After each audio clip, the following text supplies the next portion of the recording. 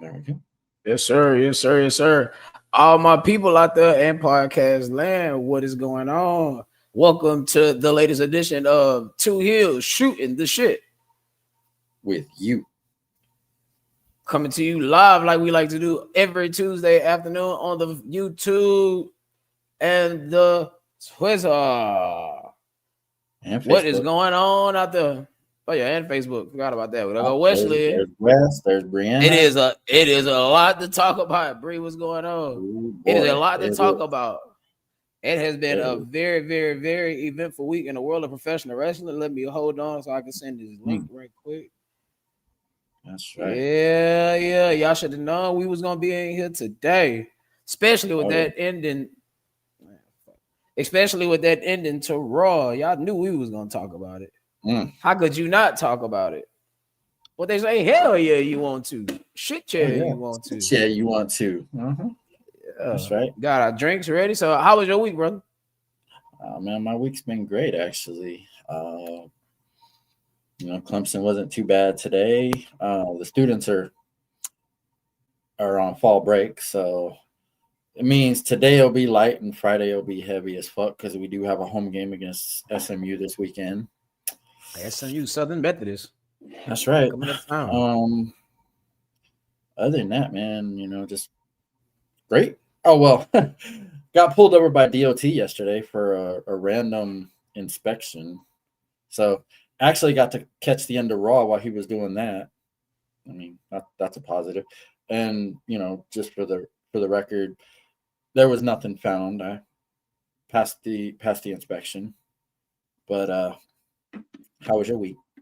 Oh man, I mean it was pretty eventful, especially on the football side. The New York Football Giants beat the Philadelphia Eagles, and this week we're gonna talk about it.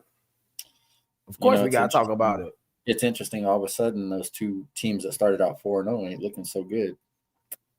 Well, one of them haven't been looking good all season. It's just finally caught up to them, but that's that's reserved for Fridays. Make sure you tap in right back on this channel, and we could definitely talk all about it. I know Wesley out there having these Steelers, very nice. But anyway, so did the vision get blurred, or is the vision clearer than ever before? Like, we gonna get y'all thoughts on that, but I'm gonna tell you, man. Like, I knew it was coming eventually, but I just did not know that it was gonna happen that night. Hold what you got? Hold what you got? We go get the. We go get the. Trust me, we don't give it all away up front. We don't do like some fan bookers and hot shot the territory. Brian Young, but as always, you are tuned in to Two Hills Shooting the Shit with you. Yes, sir. And like we always do on this Tuesday, don't forget to go check out my boy Monkey Man over there talking monkey business. Don't forget to go check out my boy Bearded over there, Bearded Conversations. Shout out to my boy For Show. Go make sure you check him out, For Show TV. And our boy Tiger Mike. Yeah. He's on Twitch. He streams Saturday and Sunday. He plays MLB The Show. He's actually damn good at it. So you won't get bored. You won't get bored watching him play. And that's Tiger Mike 84 on Twitch. Tiger Mike 84 on the Twitch if you got it. Yes, sir. And if you don't, go get it. Very, very nice. All right. Wait, hold on here. All right. So let's start off. Where y'all want to start? We'll go wherever y'all want to go. Let's start here. Okay. Gotta take a moment to shout out the Dudley Boys and the Hardys at Bound for TNA, Bound for Glory. TNA don't get a lot of coverage on this channel, but for that, especially the moment it represents, definitely got to give it a little bit of time. So what was your thoughts on this? Well, I'll tell you this. Anybody that did not grow up watching the Dudley Boys or the Hardy Boys for that matter, I know most people in here have at least heard of them. But if you have not watched any of their matches, including the matches with Edge and Christian, you should definitely go, because Bubba Ray and Devon, arguably the greatest tag team ever. I mean, some people argue with that, but in my opinion, there's nobody better. It depends on how you're trying to argue it. Like, if you're trying to argue it off a tag title reigns, then maybe so. If you're trying to argue it off of match quality, you might not have the Dudley Boys as the best ever. Because outside of the Hardys, Edge and Christian, what other great matches did they Who have? else has been a tag team for over 30 years? Well, it wasn't 30 years consecutively. Now, obviously, they split multiple times and came back together. Yeah, they did, but I mean, they you know, because match quality. I mean, some people had a Rock and Roll Express up there. Some people had a Midnight Express up there, for that matter. I understand why people had the Legion of Doom up there, but it's kind of tough for me considering that they rarely sold anything and wanted to lose. Not the Legion of Doom, the Road Warriors. Well, the Road Warriors version, the WCW version of the Road Warriors. Well, that's what I was referring to. Yeah. The Jim Crockett commercial. You said the Legion of Doom. That's what they were. I said the Legion of Doom. Excuse me. Yeah. I meant the Road Warriors. The Road Warriors. Hell, even Demolition, you can kind of, put in that category. Heart Foundation. One of the most dominant tag teams ever. I mean, Demolition. But controversially speaking, you can put the New Day on there. Yeah, no. And the Usos on there. The Usos. I mean, but it's one of those that in a world of shit tag team wrestling, these two teams went out and put on a hell of a match. Plenty of nostalgia. Oh yeah. And then the very end with the Dudleys giving the Hardy Boys their boots. I mean, signifying the end. And well, Devon didn't mix no bones about this. He said this will be his absolute last. He'll try to give it everything he could have, everything he can. And they left it all in the ring.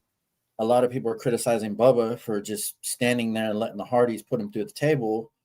But I mean, first off, the Dudleys were not winning that match. Right. It wouldn't make any sense because the Hardys are still active. The Dudleys said this was it. So more specifically, Devon definitely said this was it for him. Yeah. So I mean, Bubba, whether he wants to continue on as, Bully Ray or whatever, but oh God, they would have whoever was in the ring, they would have their ass whooped before Ozzy even started singing. I'm not shitting on that version of the Road Warriors. Much respect to them. It's just tough to have them on my list, and you never want to lose, and you don't sell. No, I'm just saying, like that version of the fucking Road Warriors, you would hear the music, and then before Ozzy even started singing, they would have their opponent down and for the 3 count. But they also fought a lot of jobbers. But as far as that match goes, I mean, damn, I just thought about it. Neither one of the Road Warriors are alive anymore. Damn. Nope, they're not. They're both gone. Actually, all 3 of them, if you include Puke. Yeah. The only one left is Paul Ellering, ain't it? Yeah, Paul's still alive. But like, I'm gonna use a quote from one of my favorite movies, but I'm gonna change it up a little bit. If you are a wrestling fan, or you call yourself a wrestling fan, watching this match right here, how can you not be romantic about wrestling? Like that was great. Yeah, my boy D Black, man. Shout out to D Black, one of my favorite heels. Yep. This week, This week has been rather interesting to say the least. Now, we complained about the product being stale, boring, same ending, same this, same that, same old, same old. Now it look like we kicking up into high gear here, and I'm sure everybody knows about the elephant in the room. And trust me, we will talk about him and them and that. But I asked the title of the show, I'm sure. But let's start here. This was the first time in a long time that SmackDown, the PLE, and the Raw after were actually really good. First time in a long time. That ESPN rating do that to you. And they only gave it a B. That C do something to you, don't it? But I'm saying they only gave it a B. That's what it is. Like make no mistake about it. Like just because it was better than the other, that didn't. The Perth wasn't no A show. It wasn't an A show, not by a mile, not by a long shot. I one match saved that show. One match, match only. There was nothing to save. The whole show was really good. Roman and Bronson wasn't great. I mean, it was pretty much its prototypical street fight in the WWE. It's just the ending in which Bronson Reed went over. That's what make that relatively good versus the match itself. Cody Rhodes and Seth Rollins, yes, it was a match, but would you take that match over them in Hell in a Cell? No. Would you take that match over them at WrestleMania when Cody first came back? No. It was good, but it wasn't great. Like, I wouldn't call that great. Rhea and Io versus Asuka. I mean, it was there, and yeah, Rhea's gonna get a pop in Perth in Australia, obviously, but no, the rating is dead on. The popular thing right now is Rio Sky.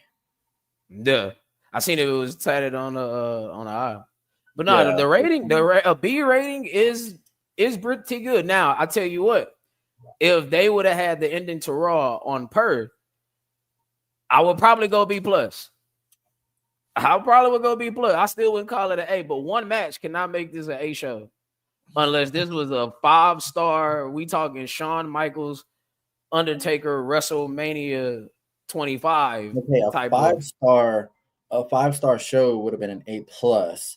I would probably give it an A, and that's just my opinion because I was actually, I mean, panel, what do y'all think? Or chat, what do y'all think? What would, if you had to give Perth a rating, what would it be? A, B, C, D, E, F, G. What would it be? E, F, G. Fucking just said E, F, hey G. Man, you gotta give multiple options, man. You gotta give multiple. Give it all the way to motherfucking Z. Yeah, A through Z. What would you give it? With A being the highest. ESPN gave it a B. I think it's dead on B. B all the way.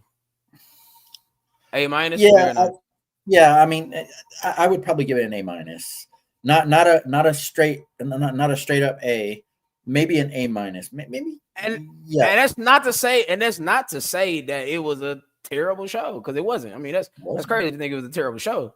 But this compared to WrestlePalooza is night and fucking day. Like, it's not even close.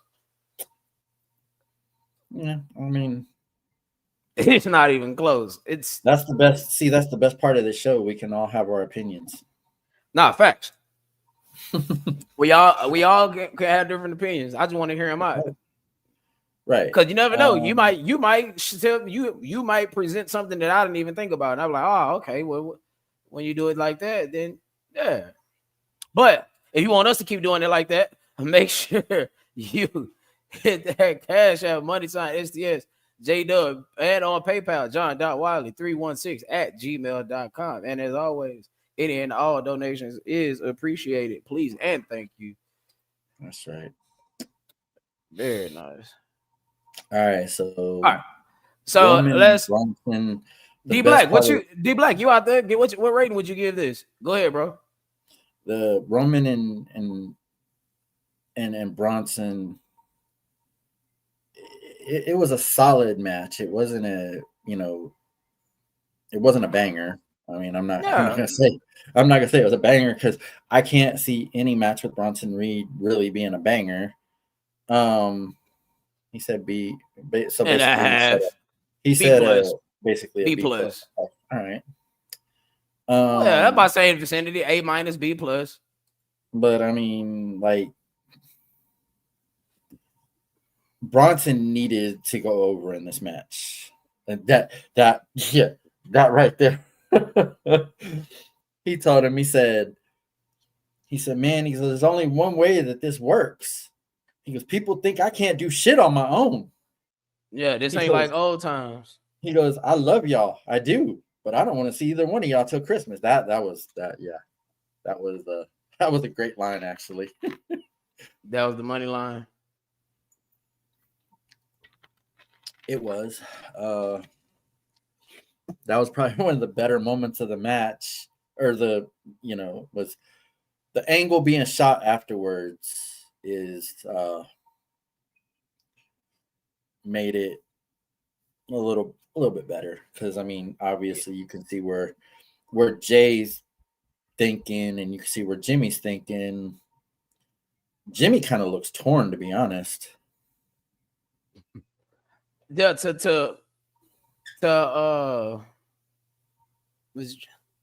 I know. I said that too. I said that too. I'm like, well, wait a minute. What about Thanksgiving? Oh, no, they missed that. No potluck, no turkey, none of that. But no, like one thing I do love about this match is exactly what we said last week on this show. Like, coming out of this match, you're gonna see exactly how what they think about Bronson Reed. And there was no other way for this to go over but Bronson Reed going over. And it's a street fight. So there is no, he beat him clean, da-da-da. Like, there's no way to beat nobody clean in a street fight. When they announced it as a street fight, the first thing I said was, okay, here's where the Usos can interfere, and here's where Braun can interfere. And if you really think about it, man, if you really think about it, when it's all said and done, shit, the numbers game was advantage Roman Reigns versus advantage Vision. It was 3 of them and just Braun and Bronson. That's crazy. But I will say this. As of now, Bronson Reed is the only person that can raise his hand and stick it high in the air and say that he pinned Okada and Roman Reigns in a 5-year span. August 7th, 2022, in the G1 Climax, he beat Okada. He being Bronson Reed. So I think it's time that we start saluting our tribal thieves. The tribal thief shall be saluted. But the way we salute people on this program is we get us a drink.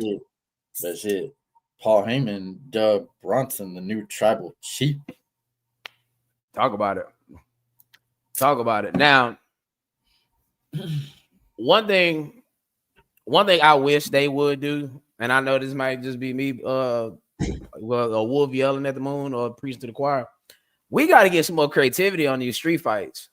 Like, all these street fights, it's the same typical infrastructure throughout the match, and it's no difference in them. Like, they're all blurred with each other. Like, the street fight between, I'm just gonna pick around the street fights that I could think of off the top of my head. The street fight between Cactus Jack and Triple H at the Royal Rumble 2000, Triple H and Shawn Michaels. Those are two different things, but they're two different matches, and they stand out in two different ways. Like, it isn't the same. We're gonna go get the kendo stick, then we're gonna get the chair, then we're gonna use the stairs, then we're gonna go through the announce table. I just need to see a little bit more variety on the street fights. That's all I'm saying here. Don't recall a kendo stick being used in this match. Well, a cricket bat. Sorry. Hey, now that was awesome. You got to admit. Like, I mean, but I'm just speaking in general, like just with their street fights in general. I know what you're saying. Yeah. But, so what do y'all think about Bronson Reed? Let's poll the chat on Bronson Reed right now. Like, what do you think this win does for him? And I'm gonna ask you this: what do you think this win does for him? I could definitely see him as Intercontinental Champion within the next 6 months. Yeah, and at this point, we're beyond putting the tag titles on Bronson Reed and Braun Breaker. No, you don't want to do that. We're beyond that point. Braun Breaker. Oh no, we'll discuss him later. But Bronson Reed, I definitely see Intercontinental Championship within the next 6 months. Honestly, I might take it a step further and say World Heavyweight Championship after beating Roman Reigns. How do you beat Roman Reigns and not be a world champion? You think he'll be the one to beat Punk? Could be. I mean, it will be him or Braun, obviously Breaker. That is. Because now. As much as I hate to say it, he's not wrong. Now the money is in the follow-up. Like, please make no mistake about it. After a big angle, a big turn, a big this or a big that, pause. The next thing is the follow-up. Like, you have to, if the follow-up is trash, it really matters nothing. But I don't think they'll fumble this. It's a lot riding on the vision right now. So do you think he would be the one that's going to beat Seth? Because, I mean, not Seth, Punk, because obviously with the events that we've heard about, I'm not going to get into all that, but it seems like Punk is next in line. Right. You do it for my money. You'll do Punk in LA Knight. Yeah. And Jey Uso in the triple threat. That's how I see it. Or have Jay go over? No. Have Jimmy inadvertently cause Jay. You got to keep that story going. So if we're gonna get the bloodline on television again, we got to keep selling that friction point. Are we gonna set up another Jimmy versus Jay match? Not necessarily, not in particular. Like somehow, some way, we gotta create just enough friction to where, because Roman Reigns is advertised for War Games. Make no mistake about it. He's definitely gonna be a Survivor Series, so we gotta find some way to pull him back on television. So we just keep creating this friction angle, and Jay world champion right again, even with the Seth Rollins injury, not so soon. Or to quote the great Lee Corso, not so fast, my friends. Now, y'all know where we going next. No bullshit. I ain't bullshitting. Hang on a second. La Primera Stephanie Van Kiel versus defeats Tiffany Stratton. Tiffy time has been delayed. So what are y'all thoughts on the Stephanie Van Kiel defeating Tiffany Stratton for the Crown Jewel Championship? Hey, that is a big ass belt. Yes, it is. Yes, it is. I belt damn near suffocates her whole body. Yes, it does. Well, I did say that. Yeah, no bullshit. No bullshit. Like I did say that Tiffany probably needed to win more, but ultimately I was going with Stephanie. It looks to me like the Rocket is firmly strapped on Steph. Is it too much too soon? Only. Let me put this in this proper perspective before you answer. She's the only WWF women's wrestler. I'm not gonna say diva. I feel like that's very disrespectful. Me too. No bullshit. I like the presentation. You know what? She's the only WWE female wrestler to hold four different championships in the same calendar year. She was the North American champion earlier this year. She was the NXT champion earlier this year. She's currently the women's world heavyweight champion, and she just won the Crown Jewel championship. So that's a claim that Tiffany, what's this? Trish Stratus, Charlotte Flair, Lita. Sasha Banks, Becky Lynch, and it ain't just me saying it. WWE is saying it too. Lita, whoever you got, Medusa.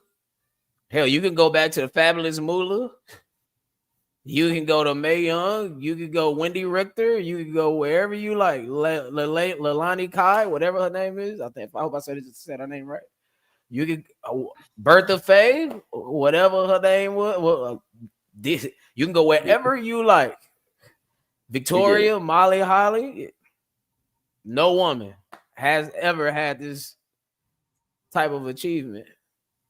So let me ask y'all this, chat. Do y'all think it's too much too soon? Are they pushing Stephanie just a little bit too much? With very little resistance.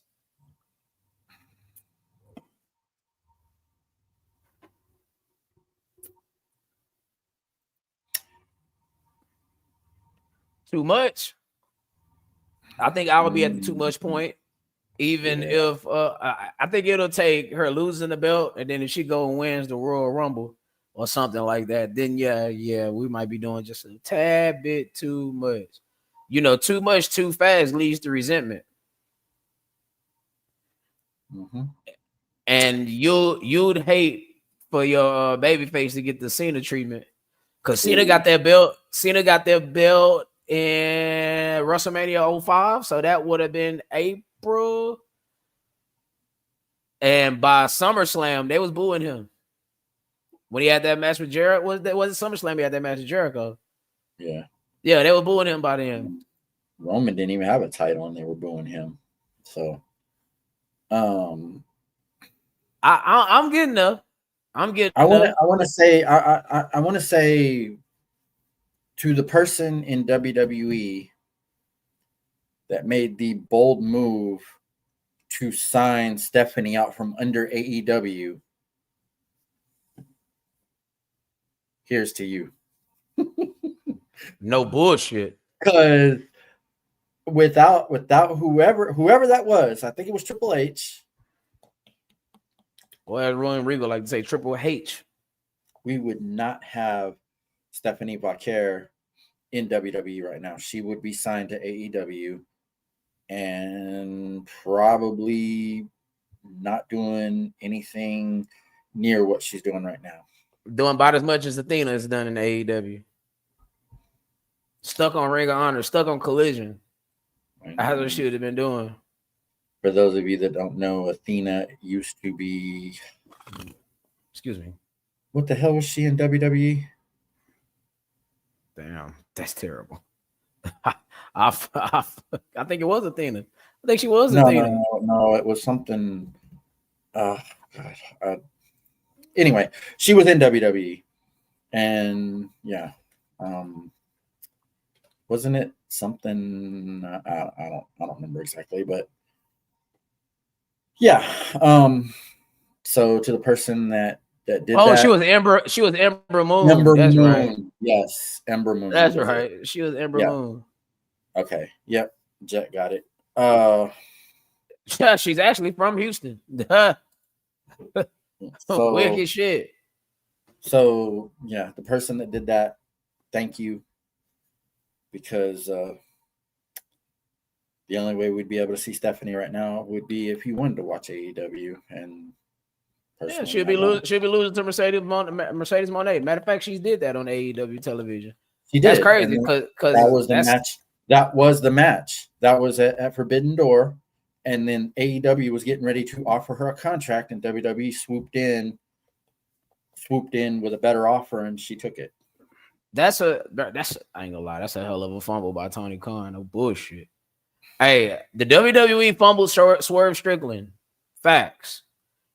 And he fumbled Stephanie Van Kier. So hey, I see your Swerve Strickland and I raised you Stephanie Van Kier. No bullshit. But no, he also fumbled Tony Storm, but we can't necessarily say that because she could not be the character that she is now in WWE. This ain't the Attitude Era anymore. We got Ricky Saints. That's I say we. They got Ricky Saints. But all in all, this was, it wasn't, again, the greatest match in the world. I'm sure you could think of 50 other matches these two didn't have, not together per se, but against other opponents that was better than this. But for what it was a pretty good match. And Stephanie Van Kier walked out the crown jewel champion. Now, Rhea Ripley and Io Sky defeats the Kabuki Warriors. And as we called on the channel, Kairi Sane takes the pin. That's the only way this works. Whoever, it could be Io or Ripley. I mean, was it Rhea Ripley that got the pin, right? Or was that no? Rhea hit the Riptide, and then she tagged in Io, who hit her finish. I can't remember what the hell her name of her finisher is right now. To Over the Sky move. So I don't know. I think it's called Over the Sky. Yeah, Over the Sky. That's it. Yeah. Yeah. So Io ended up getting the pin, and it didn't happen the way that I predicted. Might have been a little more drama filled if it had happened that way. But to be honest, I think they got something brewing with the two of them because they're like even got a name for them already, Rio Sky, and they continue to angle on Raw. So I think they might have something with those two moving forward. I don't like it, but yeah, Over the Moon Salt, that's it. That's what it is. Over the Moon Salt. Yeah. Very nice. Now, I like it from the sense of it's the same thing you're doing with Charlotte, not necessarily saying that they're going to be a tag team and be the tag team champions. I mean, that's more Bayley and Lyra Valkyria, honestly. But it's something that keeps Rhea and Io in a prominent position on television to where they're not suffocating the title picture. Because you got to be able to build other stars. We're going to speak about building stars in a few minutes here. But you got to be able to build other stars because for reasons as such as somebody that will be mentioned later goes down, you have the next person in place ready to go. Imagine if you wasn't building anything else. Imagine if you did bank it all on one person like it used to be back in the G. Yeah, we'll be swimming up Schitt's Creek right about now. But again, it was a standard tag match. Wasn't nothing too spectacular or too special. The story that's getting told, in my opinion, is definitely the aggressive nature and the manipulative nature of Asuka, the way she's manipulating Kairi Sane, and the way Kairi Sane took the bullet for her. And you see what she got for trouble. What she got for troubles the following night. They were making mention on Raw about Kairi being a little more aggressive than she usually is with all of this going on. Like they kept pointing that out. So obviously there's something there. Maybe, I mean, you got to think eventually she's gonna break away from Asuka. Yeah, and that's how Asuka continue getting her heel heat by manipulating Kairi Sane, and it actually turns Kairi Sane into a sympathetic figure on television. Because now we're waiting for the moment for her to break away, and that might be the Royal Rumble. That might be the Royal Rumble. We might be getting our WrestleMania match with Asuka. They might be playing that out on television. Actually, now that I think about it, I would book it that way. Am I ready to put the women's world title on Asuka? Not just yet, but it's coming. Yes, but not just yet. I think, in my personal opinion, and again, I know this might not be the popular thing, This version of Becky Lynch, I want her to be the women's world champion before Asuka. You can keep building Asuka that way, but I think Becky should get it first. That's just me, though. I'm sure that's not going to go over to greatly in the chat. No, I can agree with that, actually. What y'all think? Tell me what y'all think. Who would you like to see? Who would you like to see the women's world champion first? This version of Becky Lynch or Asuka? Her being Io Sky or her being Kairi Sane? Because honestly, I think this is the best it's going to get for Kairi Sane. I think Kairi Sane by herself and this current rendition of her, a current edition of her, it's a short shelf life. I mean, you mentioned offline after all this that Kairi Sane's probably going to be one of the casualties when the next round of cuts come around. Oh yeah. Oh,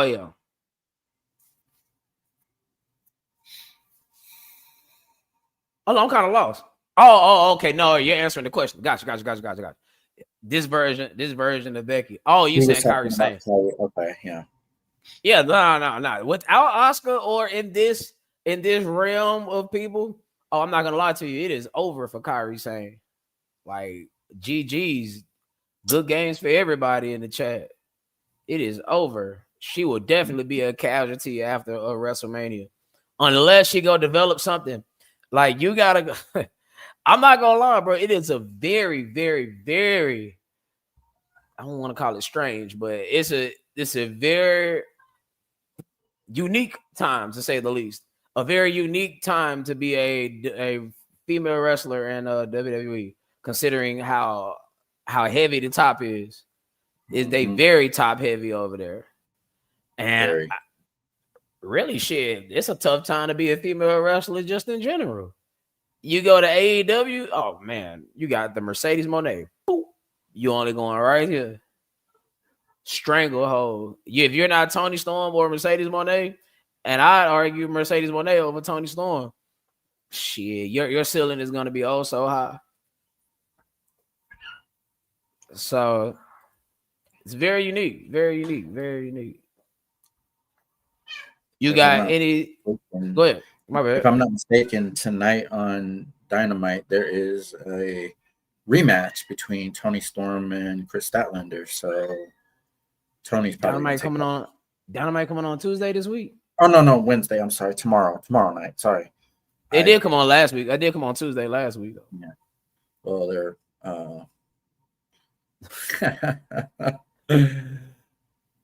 you're funny. I'm more of a back end heavy guy. Pause. Jeez. Okay. Yeah, on Dynamite, there's a match between Toni Storm and Chris Statlander, where Tony's probably going to take the belt back. That would suck. But, well, I think. Well, he'll kill Chris Statlander. Yeah, you got to beat Tony again. Tony is in this rarefied era, and it's probably the longest we'll ever talk about AEW.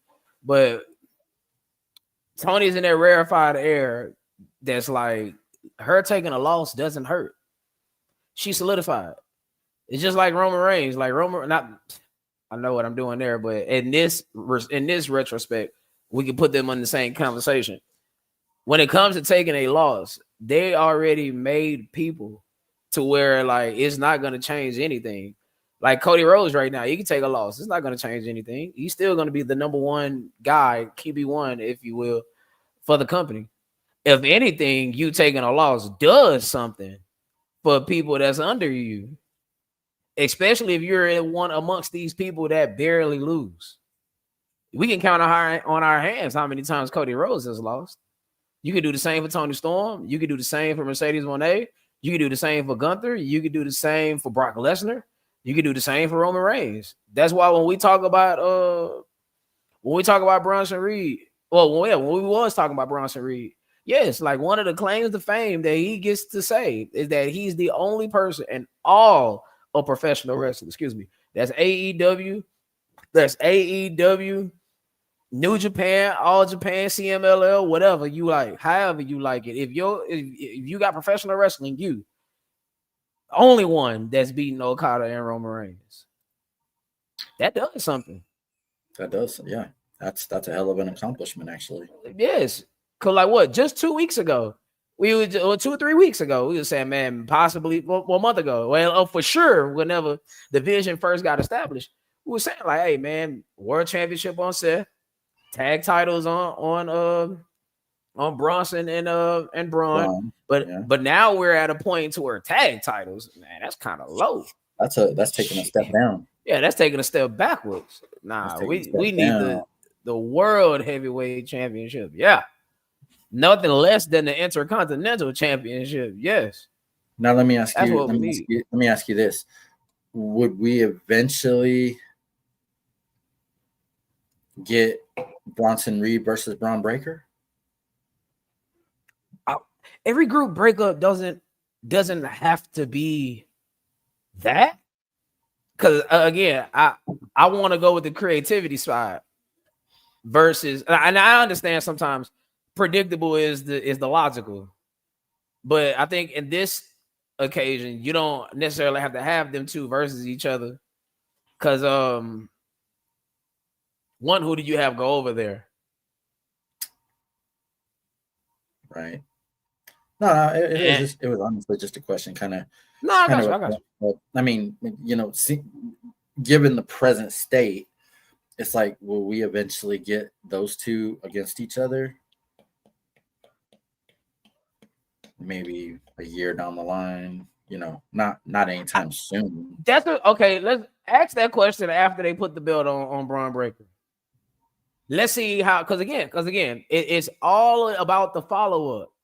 See, the follow up with Bronson Reed was good because now they broke. We know what happened at the end of Raw. Like, I'm trying not to give it away without talking about the Raw review, because it's going to be a hell of a segue. There ain't not a single motherfucker in this chat right now that does not know what happened at the end of Raw. In fact, it might be somebody that don't. Yeah, they probably ain't hip to the game.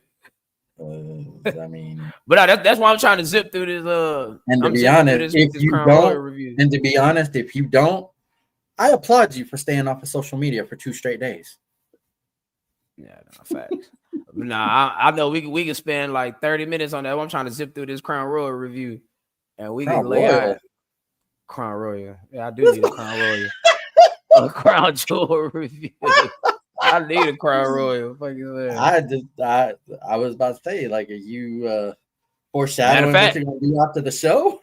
No, matter of fact, I should have had a Crown Royal for this right here. This right here is probably one of the most divisive matches of all time. And I say that because it kind of puts you in. I don't agree. Now, let me start by saying this. I don't agree. And I'm sure you and everybody in the chat would be on the same line of thinking. I don't agree with people not liking the match because we're just spamming finishers all day, every day. Because, that is a thing in AEW. Like, we're spamming finishers, people kicking out of other people's finishers, like this, that, and the third. But if you look at this match with context, you understand why these things happen. The second AJ came out in the blue and white trunks. Now, I didn't know which particular episode of Impact, but I later found out it was the very first episode of Impact that aired on Spike TV. And because obviously, bro, we ain't seen AJ in trunks in years. I want to say his entire time in the WWE, he wore long tights. But all we needed was AJ with a haircut and his TNA theme. Oh man, that would have been perfect. Starting from the moment that John Cena handed the paper to Alicia to announce AJ the way she did, like right off the bat, it made this match very special. And we didn't even have the bell ring yet. This will definitely go down as one of the better matches of his retirement tour. If not the best match of his retirement tour. If you got the Cody match over this, I'm not mad at that. But for me, I'm taking this one. Would you say match of the year? No. What would you put over this? Match of the year? I got the women's triple threat at WrestleMania. Bianca, Io, and Rhea. Oh, yes. Yes, indeed. Look, I get the wasn't that a fatal four-way with Kyrie, Rhea? Nah, Kyrie Bianca. Wasn't in this. Or not Kyrie. Bianca, Rhea, Io. No, it was just them three. It was a triple threat. This is where Bianca. This is where Bianca broke her fingers. Right. Oh, yeah, ironically, we ain't seen her since then. Yeah. Well, with the exception of the one. Yeah. No, I did too, Wes. I did too. I'm not afraid to admit it either. Like this. This was crazy. Like I'm not gonna lie to you. Hold on. I know I should be able to do this without getting this shit flagged. Hold on. What made you what touched your feelings about this? I'm talking to you and Wes. That's a question for you and Wes. Well, first off, the Alicia's announcement, John Cena handed her the paper. There was that, and then just all the nostalgia in the match. I mean, when he hit the Sister Abigail and then pointed up to the sky, I mean, I lost it. I lost it at that point. I was like, oh my God. I mean, thank you guys for not pulling off the 619 because you're both too damn big for it. Yeah. Yeah, that would have been crazy. We might have been talking about a worse botch than Zelina if they had actually tried the 619. Go ahead, bro. My bad. But like the walls of Jericho, the choke slam.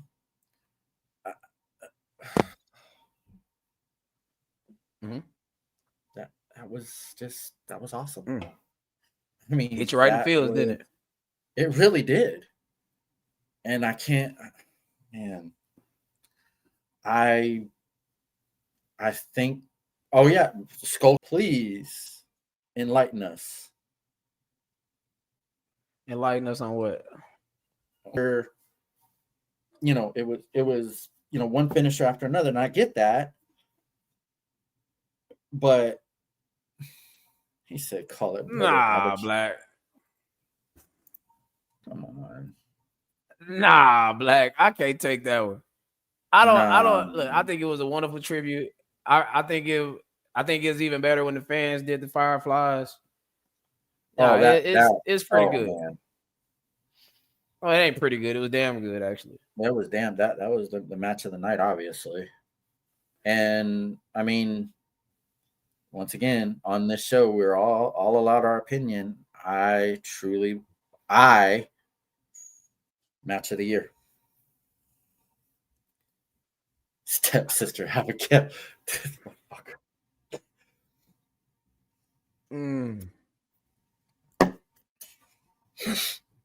He says stepsister Abigail.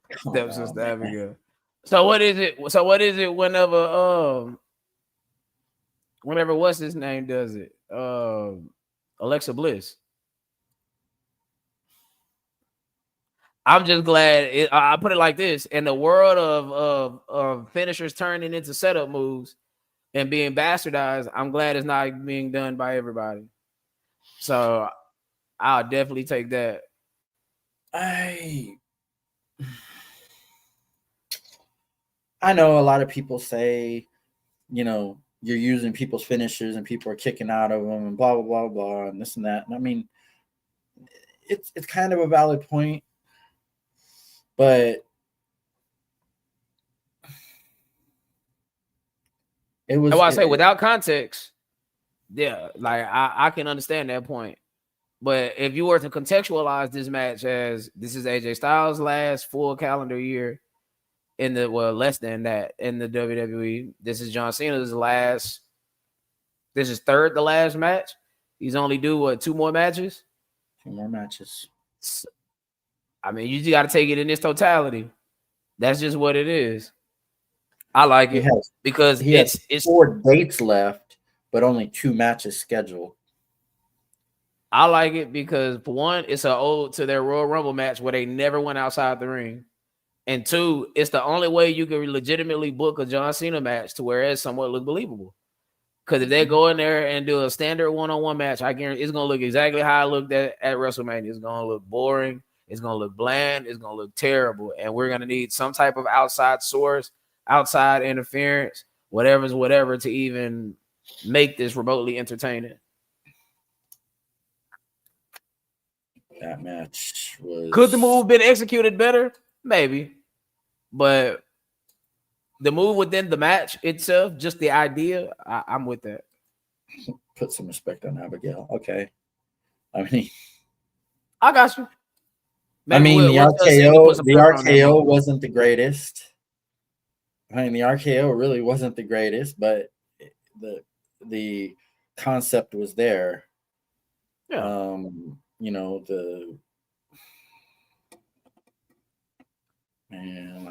Nah.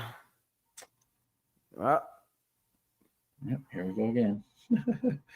Yeah, man, we're gonna be blurry from time to time. I guess the camera gets emotional talking about these things. And if you don't want to be emotional talking about these things, just make sure you keep tuning in with us over here at 2 Hills. At 2 Hills, shooting the shit with you, like we like to do every Tuesday afternoon. Make sure y'all check out my boy Talking Monkey Business over there, Monkey Man, Talking Monkey Business with Monkey Man. Make sure y'all check out my boy Bearded Conversations, my boy For Show TV, and friend of the podcast, Tiger Mike, over there on Twitch, Tiger Mike 84. If you like your baseball, come get in with him. Yeah. Sister Beth, come on, man. Look, I get it. It wasn't the greatest execution, but the intent was there. The intent was there. Come on. All right, moving on to the last match of the night. Seth Rollins defeats Cody Rhodes. Hey, I guess he found that same watch that my boy Ray Gibson was looking for. That's a mighty fine timepiece you got there, Mr. Pike.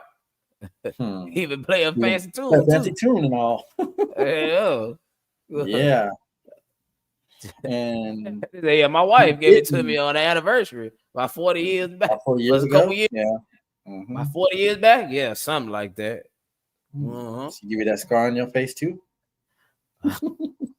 Yeah. Oh, my mom. No, okay. So Seth Rollins defeats Cody Rhodes in the main event to capture the men's crown jewel championship. And unless you've been living under a rock, this is the match where Seth Rollins has apparently injured his shoulder on the coast to coast headbutt. I guess you would have called it that. It was supposed to be a headbutt, but it ended up being his shoulder. And after he did the move, you can kind of see his shoulder goes limp. The way his wrist and everything else is folded and looking non-communicative. Say a little clock or some shit. Say watch one more time. See, Wesley got it. I'm gonna dive on you. I'm gonna dive on you. Yeah, you better just say a little clock or some shit. Yeah, they'll be whistling all the way back to New York. There we go.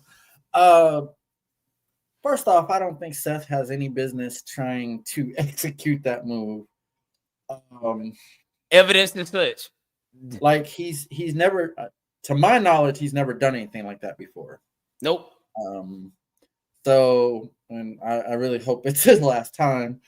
But some people don't learn from their mistakes. I don't know what he was attempting to accomplish with that move. Exactly. I mean, it was actually a fairly decent match between the two of them. I don't think we needed that spot. And I'm sure if Seth could probably go back, he probably wouldn't do it. Oh yeah. But there was only one way this match needed to go, and that was Seth winning this match. Whether they fast tracked it after the injury or what, Seth winning this match was the only outcome, the only correct outcome. And unfortunately, him winning is kind of going to lose its luster because, well, we'll get to that in a minute. But you had a question that you wanted to ask. Yep. And I just typed it out. About Seth Rollins.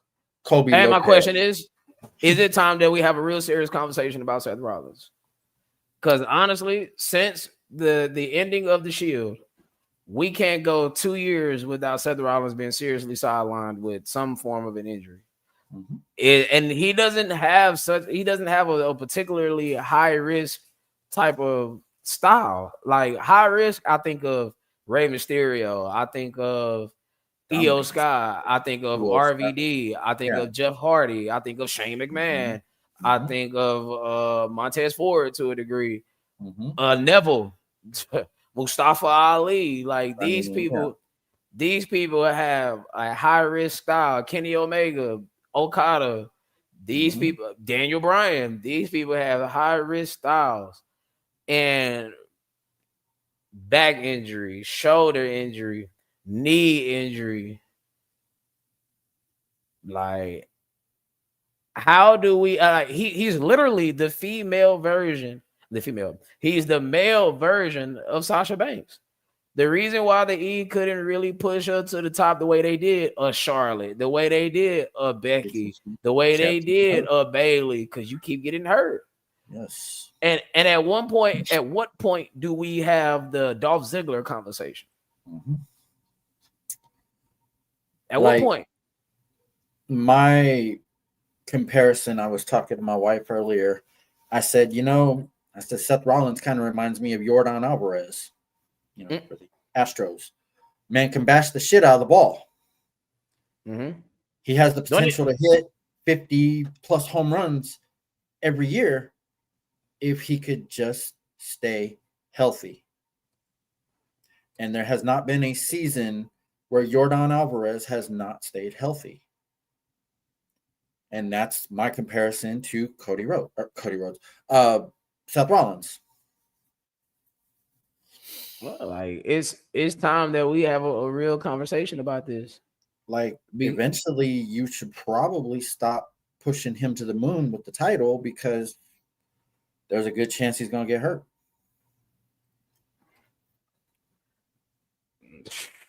And don't get me wrong, I hate it for him because he was actually, the biggest male heel that they had on, the biggest male heel in the company. And now, probably going to have to miss some time, maybe even miss WrestleMania this year. Yep. Now, I'm going to show you the move. Obviously, I got to play the fan clip. So give me 1 second. I'm going to show you the move that we're talking about. In case you don't know. It was supposed to be a headbutt.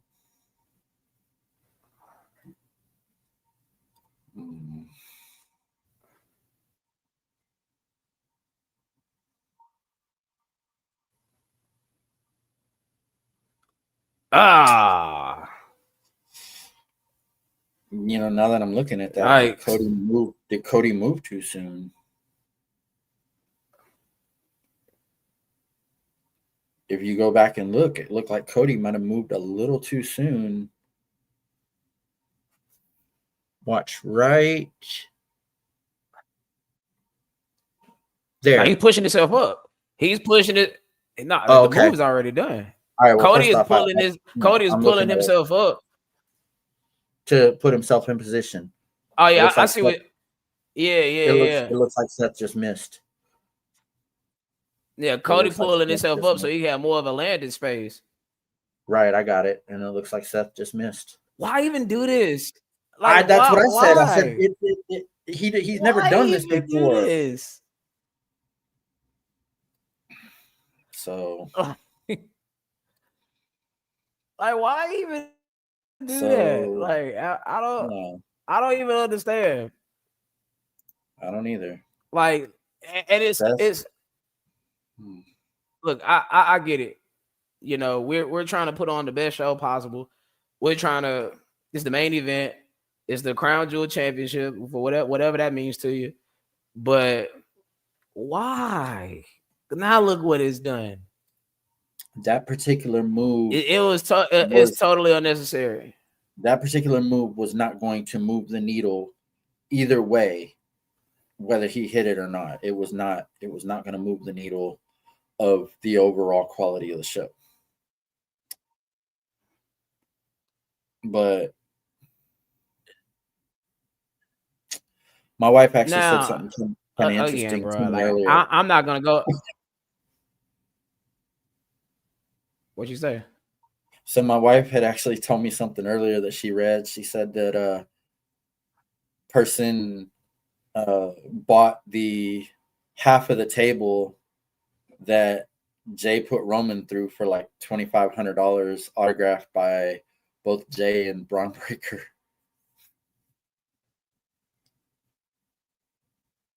Yeah. Ain't that something? I figured it would go for a hell of a lot more than $2,500, but hold on, I'm trying to look for this right quick. $2,500. That's it. That's what she said. That's what she said. That's it. $2,500. I'm like, that's it. Wow. I'm surprised. Now, if Roman's autograph had been on that table, what the, you know, Seth moving forward. I don't know if he should be. I don't know if he should be pushed as hard as they've pushed him recently, because it's like waiting for the shoe to drop now. You know, it's like, okay, we put the belt on him. All right, how long until he gets hurt? Because like you said, he can't go more than 2 years without getting hurt. Right. So, I mean, now I'm looking for this post I found earlier. I was wondering what the hell you were looking at. Now, well, Seth, I can tell you, with him getting hurt, find it right quick. War Games and beyond is all fucked up now.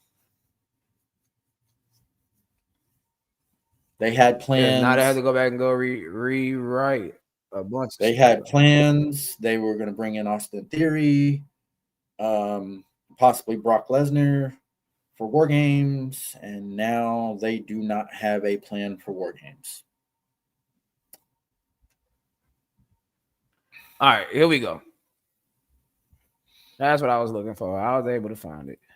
All right, according to Wrestle Talk, which is a very reputable site, so make sure we cross-reference before we do all these things. We don't want to be putting out bad info. According to Wrestle Talk, I'm gonna blow it up right quick. Seth Rollins is expected to undergo shoulder surgery as soon as possible. The exact damage and length of time he'll be out is currently unknown, but it will be at least several months. WWE now has to make a decision on what to do with the World Heavyweight Championship, as Rollins was planned to defend against CM Punk at Saturday night's main event on November 1st. So as you can see, it's about to be a total creative overhaul. Again, because I don't think Punk was supposed to win that title from Seth until possibly WrestleMania. At least WrestleMania, because it's official now. Elimination Chamber is being held in Chicago.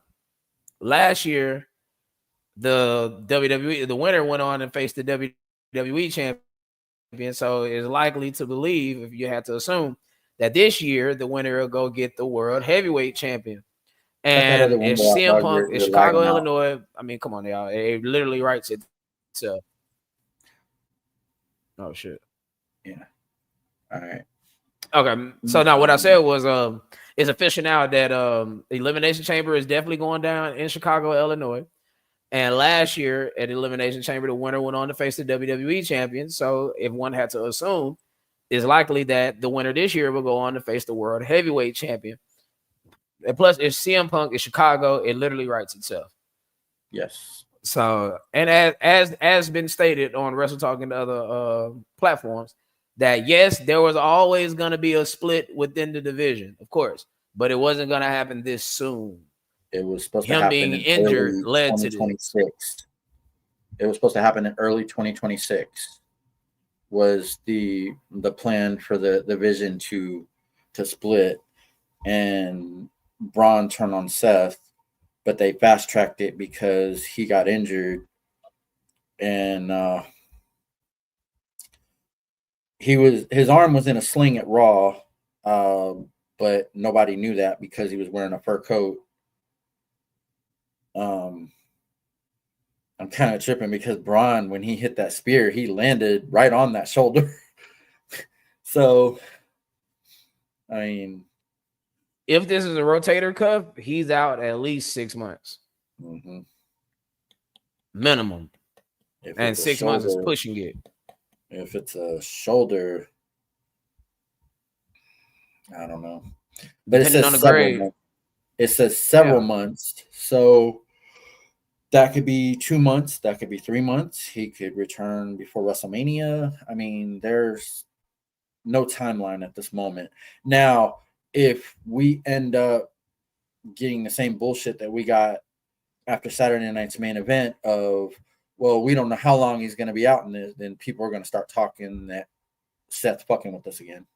You got more info now than what we had during Saturday night's main event. This is true. This is true.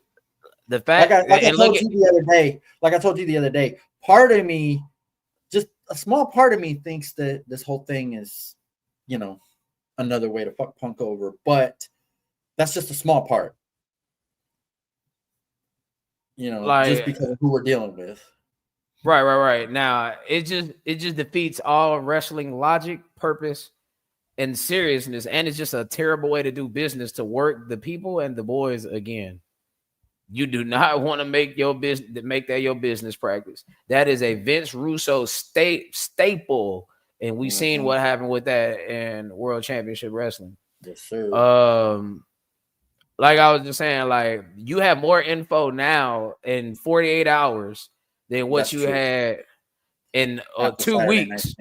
Whenever he did whatever he did on Saturday night's main event. And again, this is just unfortunate.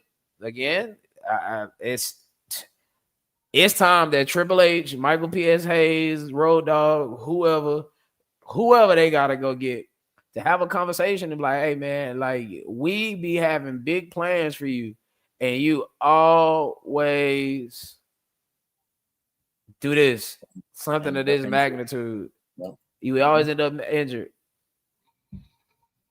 Definitely not commentary. Absolutely not commentary. He's a terrible promo. He's a very terrible promo. I think he just needs to scale it back. Like, all this high risk, like, okay, when Randy Orton first came in the evening, he used to do that crossbody off the top rope, which, looking back at it, was, at the time, I didn't care. I mean, shit, I'm 9 years old watching this shit. But especially when you got niggas like, count one. Especially when you got people like Rey Mysterio. When you got people like Rey Mysterio jumping off the top rope, but you don't think a crossbody is all that bad. But when you look at Orton's career and his well-documented history with shoulders, might not want to be doing this crossbody, and he cut that out real quick. Matter of fact, he ended up injuring his shoulder in 2002, his rookie year. I don't think it was on a crossbody per se, but he ended up injuring his shoulder. He was at a sling.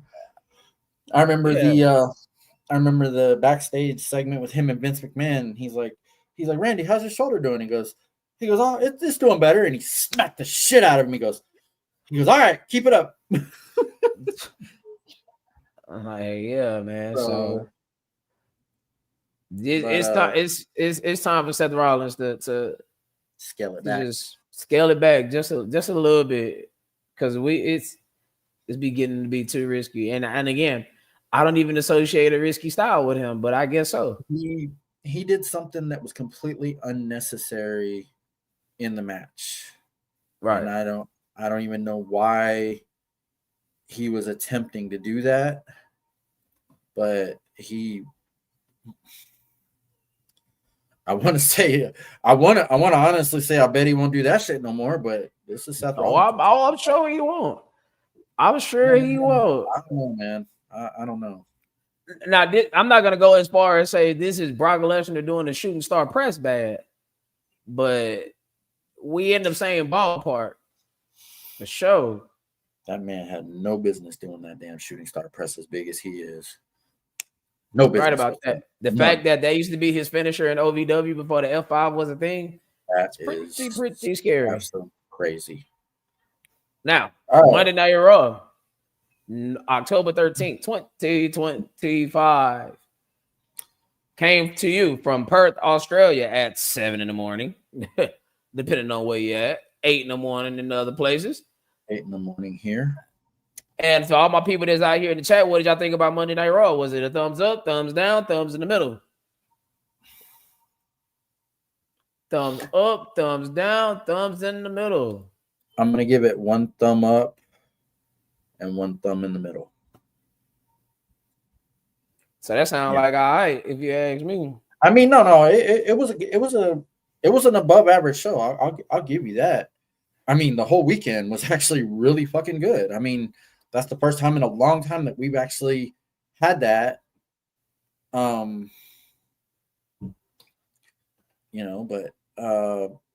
I mean, the show started out with the promo with Seth kind of hinting at, some dissension within, not dissension, but kind of Seth getting a little too big for his britches. I don't need Bronson Reed. I don't need Braun Breaker. I don't need Paul Heyman, and if you go back and look, there was a look that Braun gave Seth that kind of hinted, okay, you don't need us. Okay. Now, no one in this chat can say, and if you do, then I don't believe you at all. No one in this chat can say they saw coming what happened at the end of Monday Night Raw that soon. Nobody can say that, myself included. Nobody can say that. No. But we're getting a little ahead of ourselves. I mean, you really didn't know he was injured until you knew he was injured. Right. So, and I'm willing to bet they didn't find out that he was legitimately injured until he got backstage after Crown Jewel. And effectively by this time Monday, well, there were pictures of him with fans backstage where he was in a sling the day of Raw. Right, which would have been early Monday morning United States time, right, and late Monday night their Perth time. There's no way anybody can say they saw that coming, because that was honestly something that was very surprising. But like I said, we're getting ahead of ourselves. We had the match with Penta and Dom that furthered. I kind of feel like we're heading towards a triple threat with Penta, Rusev, and Dom for the IC title. I kind of feel like we might be heading that way. Or Rusev versus Penta, winner gets Dom for the title. I'm sorry. No. Rusev already said that Adam Pearce said whoever won that match, he got the winner next week. So, which I hate that they already advertised the Dominic Mysterio versus Cena for the IC belt at Survivor Series. So that kind of gives that away already. There ain't no kind of, it does. Have they already announced it? not officially, but it's so obvious that's what's next. It's the only thing for Cena after this, besides his last match. But he shouldn't go over. Of course. But due to the fact that that's even being talked about, that directly gives it away that Dominic Mysterio is going to go over, rather he faces Penta or Rusev or them together or whoever, at least until Survivor Series. If that match would have been advertised after Survivor Series, then it would have been a toss-up, which I still believe it should be Rusev. Rusev should be the one take the belt off of Dom. Remember the fine print on the bottom of the ticket that says card subject to change. Oh, yeah. But specifically for the year 2025, if it deals with John Cena, unless barring a major Seth Rollins type of major setback, now whatever they got the card is, that's pretty much what it's going to be. No, I'm saying you could still have John Cena versus Dominic Mysterio. It doesn't necessarily have to be for the Intercontinental title. That's what I'm saying. It doesn't necessarily have to be. It could just, I mean, you could have John Cena put Dom over and kind of, what the hell are you looking at? My bad, I'm getting a little light fixture in here. Okay. I get a little bit light.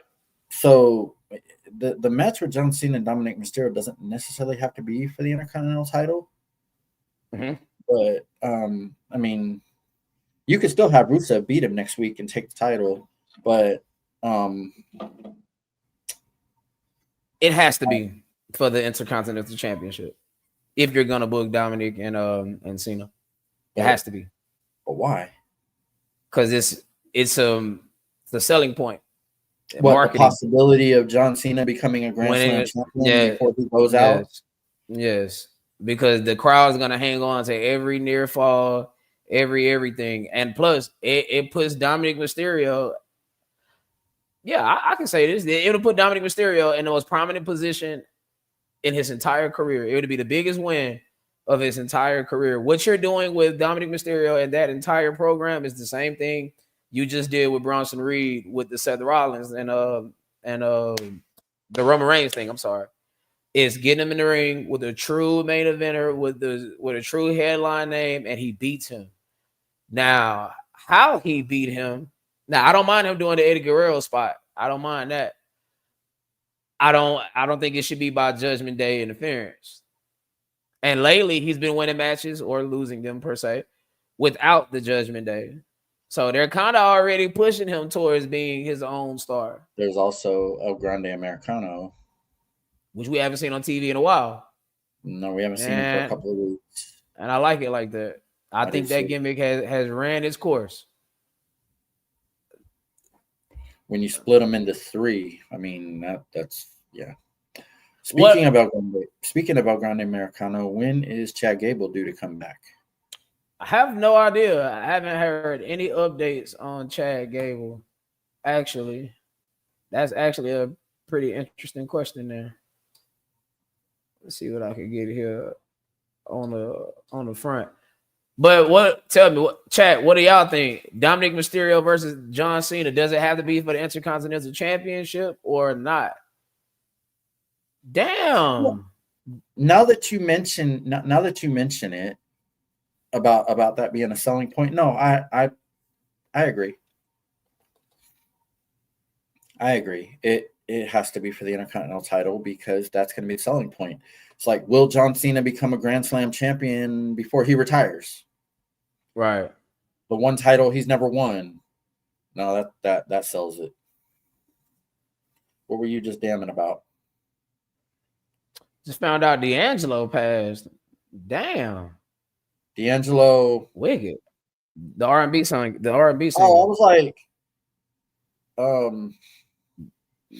I was like, wait, what? You said D'Angelo, and I'm thinking, D'Angelo Dawkins? Nah, how does it feel? Yeah, okay, I got you. Now, for sure, rest in peace. Understand. All right, chat. Let me ask y'all a question right quick, because me and you talked about it, but I never asked them about it. With this news about Seth Rollins, Yeah, bro. I just read that. That's crazy. With this with this news about Seth Rollins being injured and possibly being on the shelf for a couple months, what is your idea to do with the World Heavyweight Championship? What do y'all think it should happen? What do y'all think should happen? Well, I mean, it's got to go to Punk. What do y'all think should happen? World Heavyweight Championship. It'd be way too soon to put it on Braun. Facts. Way too soon. It has to be Punk, right?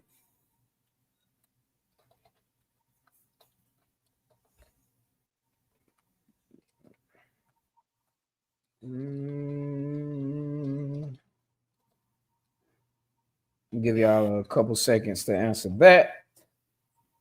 I just asked you a question. I said it has to be. Well, Punk, my right? bad. I mean, it can be. It can be.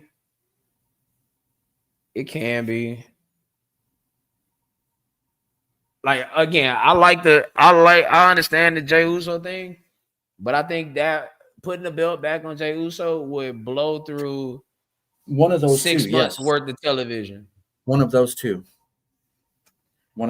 And yes. And right now you could do CM Punk, LA Knight, and there it is. And Jey Uso triple threat.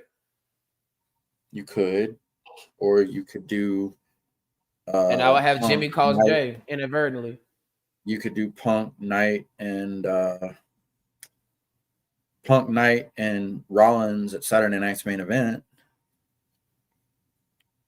Or just go ahead and do Punk and Rollins and have Punk beat him. I don't. Well, it depends on how everything revolves around exactly how injured Seth Rollins is. My thing is, I don't like the idea. But I mean, I understand why, but I don't like the idea of the title changing hands on Saturday night's main event. Why not? Why not?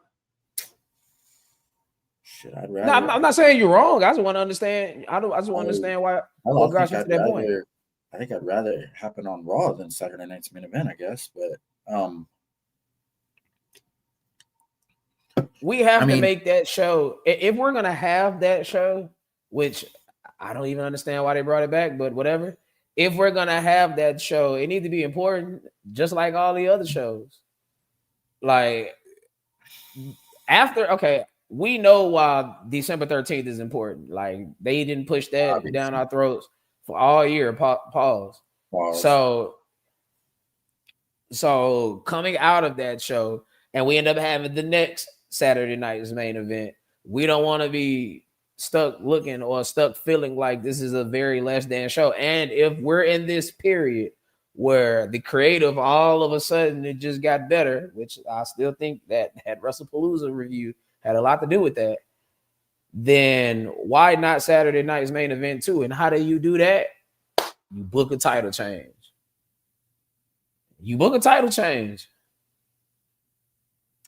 Okay. I don't.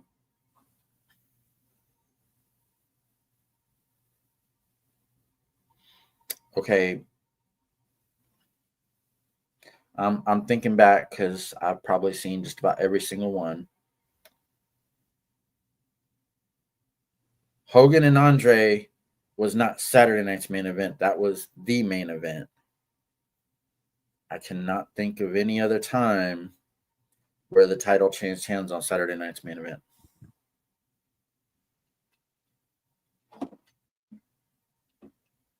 You said Hogan and Andre wasn't Saturday night's main event? No, it was the main event, if I'm not mistaken. That was the name of the show? Yes. It was a Friday show, not a Saturday show. That was when the switch with the twins, huh? Yeah, with Earl and Dave Hebner, yes. I believe that was called the main event, not Saturday night's main event. Now you're right on the money. It's called the main event. Yes, it was a Friday show. And as far as all the other Saturday night's main event, I do not recall a time where the title changed hands. So this could be a first for Saturday night's main event. And being that we know what's going on with Seth it wouldn't be too surprising to have Punk beat him or Knight or whoever on Saturday night's main event. I just personally, I mean, here's the thing: if Triple H is, scared for his job right now, he's going to book that show masterful. Well, of course. And like you said, the review for WrestlePalooza probably has a lot to do with that. Oh yeah, that's pretty big. Because, if you got people like JBL on his podcast which he's taking over Bruce Pritchard's spot, if you got him on there saying, hey, even if it's a bad show, go on there and say you like it and lie to the people. Oh yeah, they gotta do something for you. The person in ESPN actually had some pretty big balls to actually do that because, like you said, he ain't got nothing to lose. He don't work for WWE. He's not under the TKO umbrella. He works for ESPN. And that's his job. It's to objectively look at these pay-per-view cards. And he don't just do it for WWE. He does it for UFC, MMA. Well, UFC is MMA. MMA, right. Boxing, whatever. Any type of combat sports, pretty much. I get what you're saying. Well, depending on how serious the injury is, because we don't really know exactly. All we have right now is Seth Rollins could miss several months. Yeah, shoulder rotator cuff is one of the two. If it's rotator cuff, I think that's like a 9-month injury, if I'm not mistaken. If it's the rotator cuff, Seth Rollins ain't going to be at WrestleMania this year. If it's the shoulder, it is possible that we could see him at WrestleMania. But why would you want to take that risk?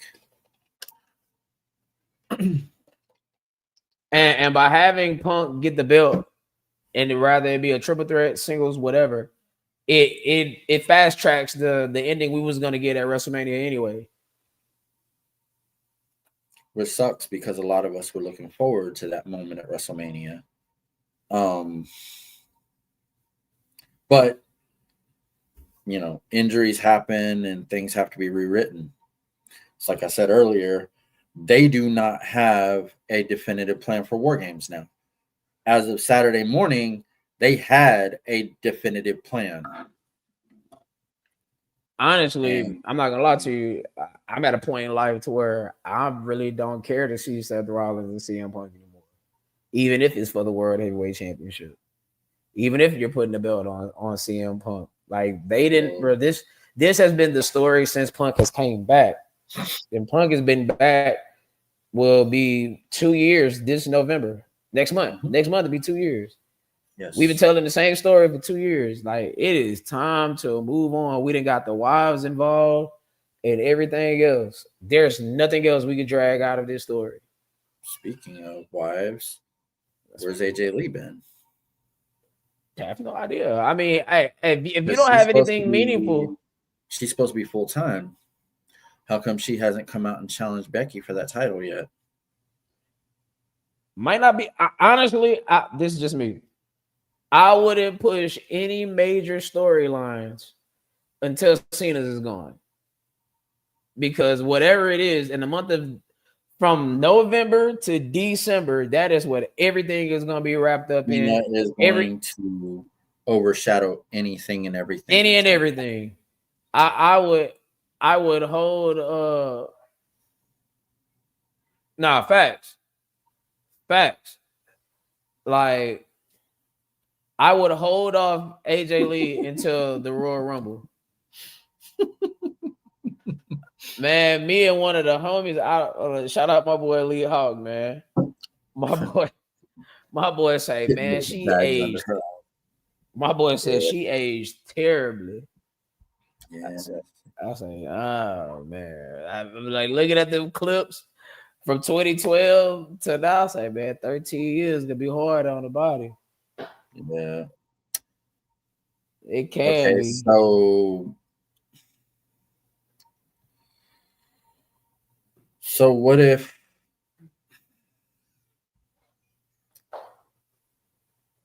Seth's injury is so severe that he has to relinquish the title.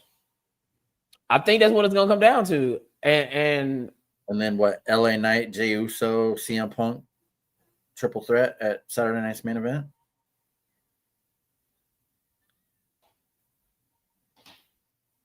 What if? Hear me out. Hear me out.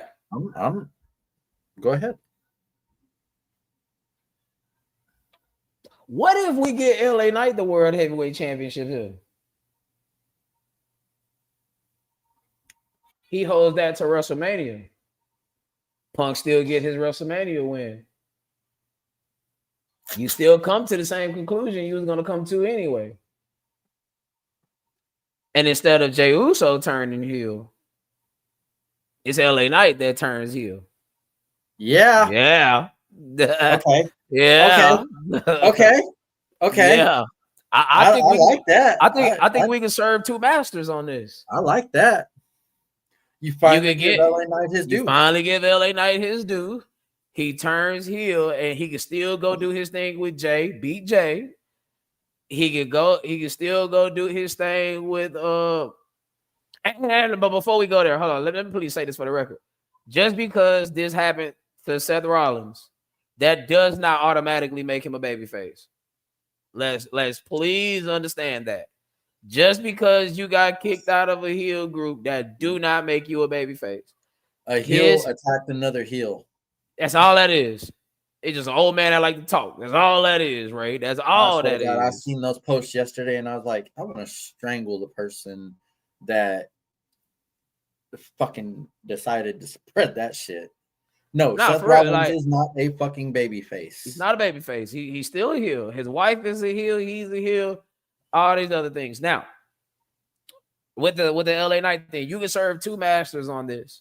He gets his world championship due right now, and he can have a run for like 5-6 months, and then he can drop it to Punk. We still can get the Punk in the Elimination Chamber and the whole 9 yards, because again, they didn't put that show in Chicago for no reason. To me, that's just me, y'all. That's just me speculating. What do y'all think about that? LA Knight.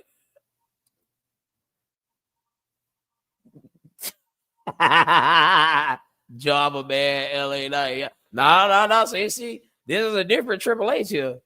Is after WrestlePalooza, this is a different Triple H. This is the Triple H that's afraid for his job. You about to lose your job. Yeah, nah, for real. What do y'all think about that? That's actually not a bad fantasy book. Hey, it's not bad at all. Because then you can still have LA Knight go into a feud with Jey Uso. Yep. You can still feud with Punk. You can still feud with Punk, and then Punk can feud with Braun Breaker, and he still could be in 3 feuds at one time, and it gets him more prominently on television, even more prominently than what he is right now. Because honestly, again, like the CM Punk thing, like I'm with him being the world heavyweight champion, of course, but what we're gonna do after that, like what's gonna be the follow up after that, and to me screams. You said earlier, LA Knight turns heel, right? Yeah. You can turn LA Knight heel instead of Jay. You don't have to align him with Paul Heyman, though. Because LA Knight can talk on his own. I was about to say, what if you aligned him with Paul Heyman's group? I don't think they're calling themselves Division anymore. What if you aligned him with that group? I mean, you don't necessarily have to have Paul Heyman, and just because you're in a group with Paul Heyman doesn't mean Paul's talking for you necessarily. But I mean, there was a rumor a while back that LA Knight was going to join the Vision anyway. So what if you put him with that group? Austin Theory. Insert Austin Theory. Here we go. Okay. Here we go. You just excommunicated Seth Rollins. Right. You insert Austin Theory here, a guy who can't talk on his own, who would need Paul, and he's a talent that's totally underutilized, right? Now, again, the key is how hurt Seth Rollins is here. Everything about the Punk LA Knight thing, that's predicated on Seth Rollins being totally injured, like to where he's out for like 6 months past WrestleMania, the whole 9 yards, the foreseeable future. If Seth Rollins is good enough to at least have surgery, be off for like 2 weeks, 3 weeks, and be good enough to get through a match with Punk. That way, look, he loses the Punk by way of Austin Theory. His next title defense is not going to be until the Royal Rumble, which is at the end of January. So that still give him recovery time in between. So he's Stone Cold Steve Austin in 2001. Remember when King of the Ring, when Booker T put him through that table and he broke 2 bones in his back? They didn't have him wrestling on TV unless he was in a match. And who was he in a match with? Kurt Angle, safe. Who was he in a match with? Jericho and Benoit. Well, that happened at the King of the Ring, sorry. Matter of fact, that's when he had that feud with Kurt Angle. He had 2 matches with Angle, one at Unforgiven and one at SummerSlam. Safe. It's a good, you kept him on television and backstage and a backstage role. That's when we got comedic Austin. Thank you. I'm not gonna lie to you. I know I just pitched the whole LA Knight thing, but I also do like the Austin Theory aspect of this. Okay, how about this though? Like, okay. What do y'all think? Should Austin Theory be inserted in this or leave him out of it? Not what you were saying? Well, no, I think you go ahead and insert Austin Theory in this, because he was already in the plans before Seth got hurt. But okay, let's say we have the match at Saturday night's main event. All right, let's just say for argument's sake, it's LA Knight versus CM Punk. All right, Seth has relinquished the title. They have determined that this match is going to be, whoever wins this match is going to be the new World Heavyweight Champion. Okay. Later in the match, you have Bronson, Paul Heyman, everybody come down. But then you cost Punk again, and then LA Knight aligns himself with them. And then the next night on Raw, or the next Raw, then you have, like, I would say you have a rematch. Okay? You have a rematch, and then that's where you bring in Austin Theory. Austin Theory then cost Punk the match with LA Knight. And that's how you bring him in. So you taking Seth out of the picture completely? Yes, I'm taking Seth out of the picture. I'm saying Seth is probably going to be too hurt that he's going to have to relinquish the title. Yeah, if we get it, look, in the following days after this podcast, it is 10:14, 5:42 p.m. Central Time. And the days following this podcast, if we get any type of information on Twitter that a major announcement is coming on Monday Night Raw, then you know what that means. And most importantly, y'all know how Triple H love his hoodies. He love having people show up in these black hoodies at ringside. If we see that, we know who's under the hood. We're telling you here first. 2 ways. There's 2 streets here. If we get info in the coming days that there's a major announcement ahead on Raw, that means Seth is too hurt. That means they're vacating. He has to vacate the World Championship. If we don't get that, and we see that black hoodie at ringside, expect Austin Theory. Now, what version of Austin Theory? Like, are we going to get a serious version of Austin Theory? Or are we gonna have the goofy, the way version of Austin Theory? What does a serious Austin Theory look like? Does anybody know? We haven't seen it yet. Even the match he had with John Cena at, was it SummerSlam? WrestleMania. WrestleMania. Yeah. Yeah. No, it was WrestleMania. Like, John shit all over him. I'm not putting that on John Cena. No. That's on Triple H. 100%. John Cena went out there and spoke the 100% truth. What people actually was thinking about Austin Theory. Now, how Austin Theory got booked after, because he beat Cena. He beat him. He did. So everything after that is a matter of booking and how you've been booked. And yeah, Triple H, here we go. It's Sir Wesley comment right there. They really wasted him up until this point. And I get it. He was a Vince McMahon guy. I have gone on record as saying that Austin Theory is one of the pieces of the future of WWE. Nah, and he's a Vince McMahon guy. I get that. And they trying to whitewash anything Vince McMahon related. Matter of fact, I remember when CM Punk said, "Who labeled you the chosen one? Say his name." Can you even say his name? That was funny, by the way. But yeah.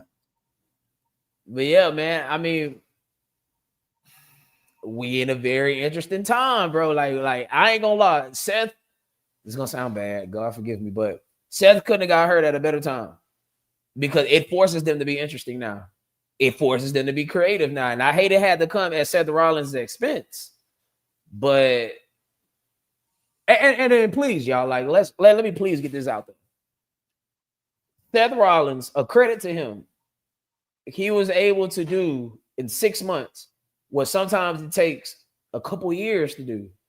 At this moment, Bronson Reed, Braun Breaker are main event players.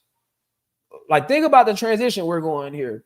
We used to say, put the tag team, to the tag belts on them. Seth Rollins get the World Heavyweight Championship. Now we're saying, man, the tag belt is a little bit beneath them. Not a little bit. It's way beneath them. The tag belts is taking a step down. Honestly, for Braun Breaker, anything short of the World Heavyweight Championship is a step backwards. He's already been the Intercontinental Champion. Yep. Remember Jey Uso's first run for the IC belt? Who did he beat? Braun Breaker. Who beat him 2 weeks later? All right. So, I mean, we got some very interesting shit coming down the pipe. Now, hold on. The normal. I took the liberty of looking this up while we was talking our talk. The normal recovery time for rotator cuff surgery is anywhere between 6 to 12 months. A moderate tear, 6 to 8 months. A large tear, 9 to 12 months. So basically, tearing your rotator cuff is damn near the same as tearing your ACL. Damn near. Just a different part of your body. The recovery time is damn near the same. Tearing your rotator cuff is Tommy John surgery in baseball. And Seth got to tone it down. That's usually a long recovery time, yes. I hope they didn't jump the gun on all this. What you mean? Well, I think I would have probably had Seth completely diagnosed before having the vision turn on him. Because, I mean, hell, if it's only an injury where he's out for a couple of weeks, you just turned on him and it wasn't as serious as everybody thought. I think they should have had it fully diagnosed first, because the only thing we know right now is a potential of shoulder surgery or rotator cuff surgery. And the job is complete, though. The job is complete.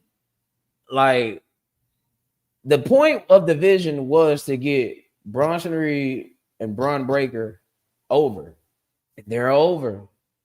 They are. Bronson Reed is more over now than what he was before he broke both of his ankles. That win over Roman Reigns.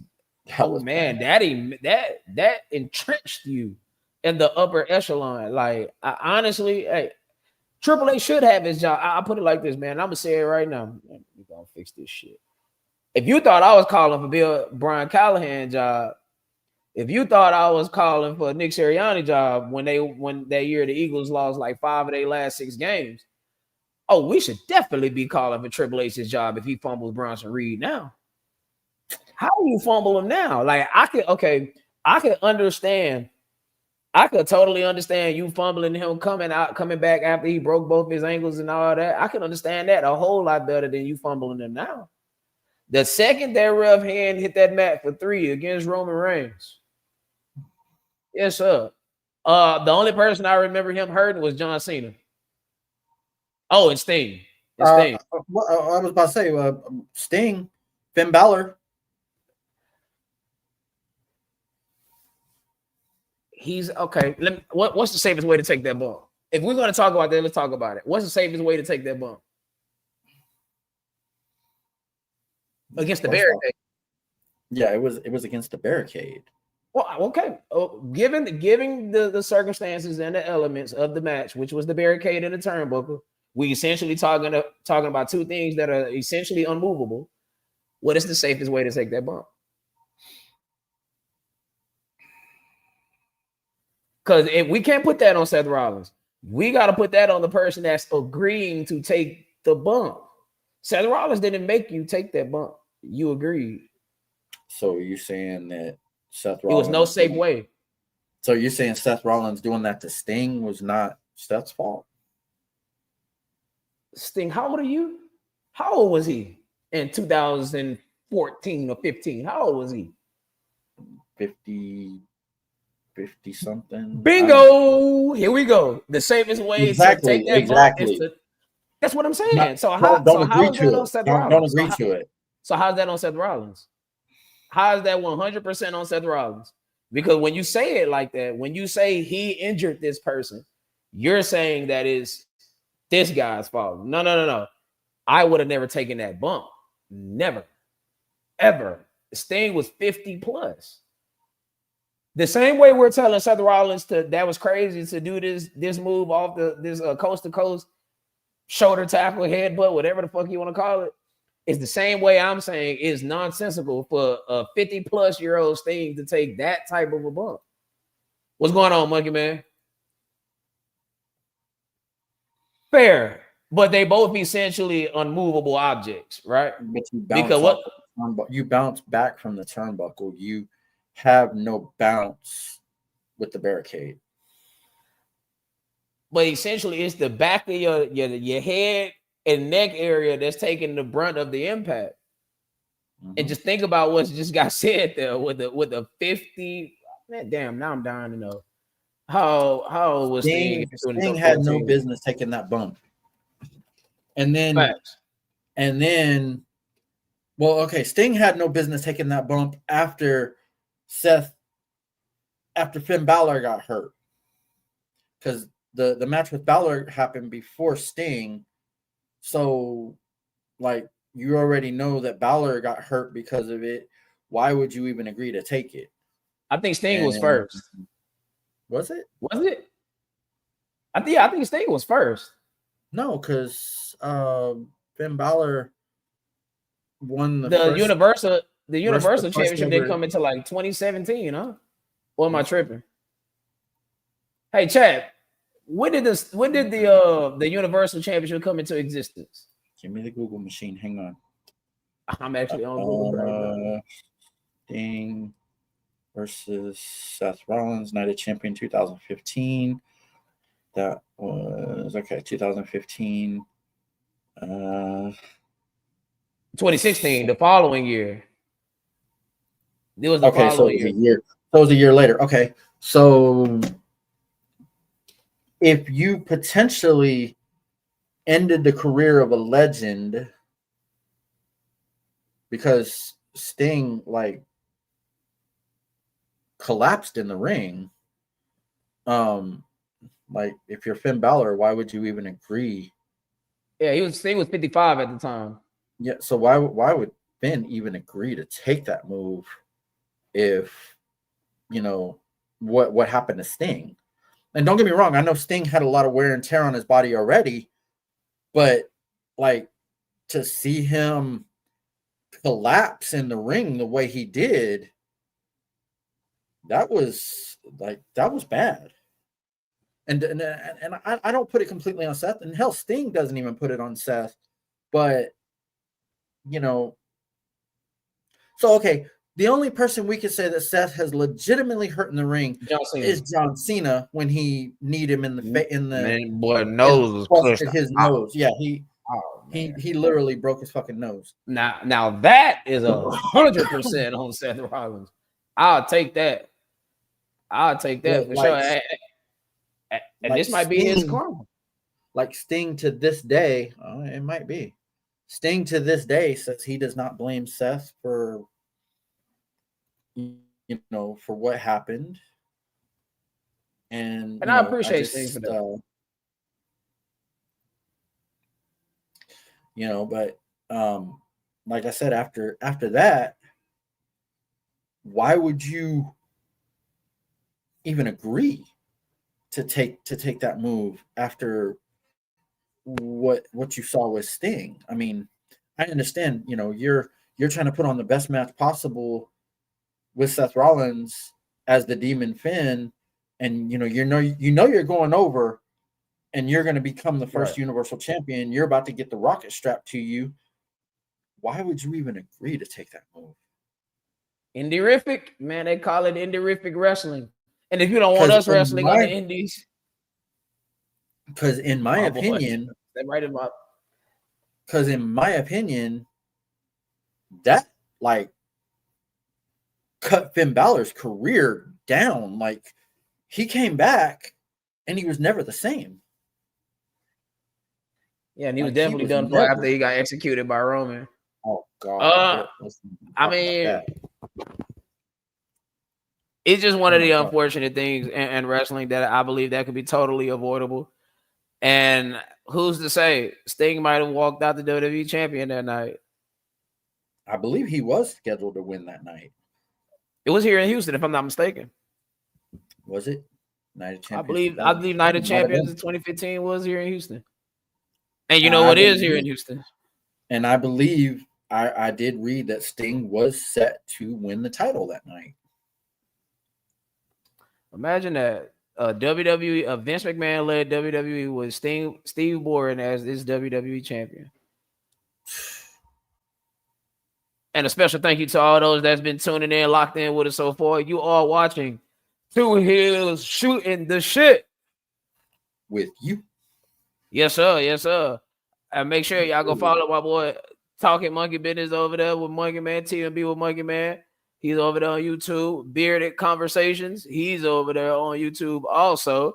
Shout out to my boy For Show at For Show TV.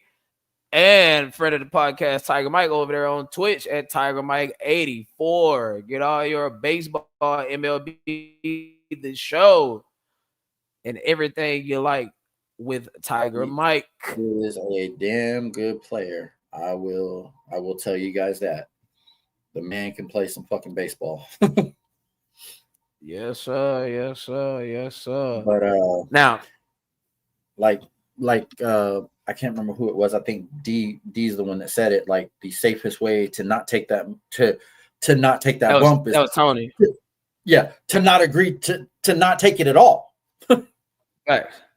And that's the $1 million thing. Is like, I get it. Everybody. One of the craziest things we've ever seen was Mick Foley, Hell in a Cell, 1998. And if you've been watching wrestling at any period of time, you know exactly what I mean when I say that. All you gotta hear is Hell in a Cell, 1998. You know exactly the first thing that comes to your mind. And one of the first things Vince McMahon told Mick Foley when he came through that curtain, he said, "Look, I appreciate everything you've done for this business, for my business, for this company, but don't ever do nothing like that again." because it's no point. Like it. I know we're going back to 2015 talking about this, and 2016 more specifically, but come on, we got to be older, wiser. And if you notice in AEW, he let Darby Allin do all that break your neck shit, and he's another one whose career is. Y'all don't understand the fact that Jeff Hardy is able to walk, let alone wrestle, to this day is a miracle within his own self. Yes, it is. The fact that Rob Van Dam can still be flexible, move, wrestle, whatever, is a miracle in his own right. But I guarantee you, they would not advise any up-and-coming wrestler or any inspiring wrestler to do the exact same style they did. Yeah, as they say, you know better. When you know better, you do better. Now, any final comments on Monday Night Raw? You know, going back to the 98 King of the Ring, all it takes with the Undertaker is to overshoot or undershoot, and that match is Dunzo. Way different than what we saw. No, facts. Mick Foley, when he hit that the announce table, his legs was this close from the barricade. So if he overshot by even another inch or yard or a couple meters, he's probably in somebody's lap in the front row. Mm-hmm. So that's not a spot that. Yeah, that's not something Mick should have did, honestly. But you know, and the thing is, the second bump wasn't even planned. The cage breaking, that wasn't even planned. Nah, legit. Like as they was up there, Taker saying, him and Mick Foley saying, you can hear the little the gate popping, you can hear the little prongs popping as they up there. Now he was supposed to go through the gate, the door, like the way that the chair folded at the end, that was supposed to happen. But the way the chair smacked him in the face and knocked him out, he said he was through his nose. He said he was legitimately knocked out for about 15 to 20 seconds. But yeah, man. Monday Night Raw in a nutshell, I think it was an above average show. Is it the greatest show? Maybe not, but I'm expecting to see more like it though. I think we might be done at least for a little while with these middle of the road, bottom of the barrel episodes of Monday Night Raw. Hell, we didn't even talk about the turn. I mean, we've alluded to it several times, but I mean, we kind of did. I don't think we can add anything on it that we ain't already said. The only thing I can say is looking back on it now, if you look back at it, you can see Braun getting into position. Oh yeah. Like you can see Braun getting into position to, like everybody, like at first glance, it looks like Braun is, going over here to taunt the crowd, but then he turns around and it's like, you can see him getting in position. I'm like, okay. And truthfully, Braun was, ever since he said what he said in the opening promo, he was acting very, very distant towards Seth Rollins. If you go back and watch that opening segment, Braun, when he says, I don't need Braun Breaker, I don't need Bronson Reed, I don't even need Paul Heyman or Oracle, whatever. Look at Braun. He glares at Seth right there. He glares at him like, oh, you don't need me? So it had to be Braun. It had to be Braun with the spear. And then it had to be Braun telling Bronson, make your choice. You're either with me or you're with him. And then it kind of seemed like Paul Heyman was like, okay, if I don't raise these guys' hands, I'm going to be laid out with Seth right now. So I'm going to raise these guys' hands and then look down mean at Seth. He had the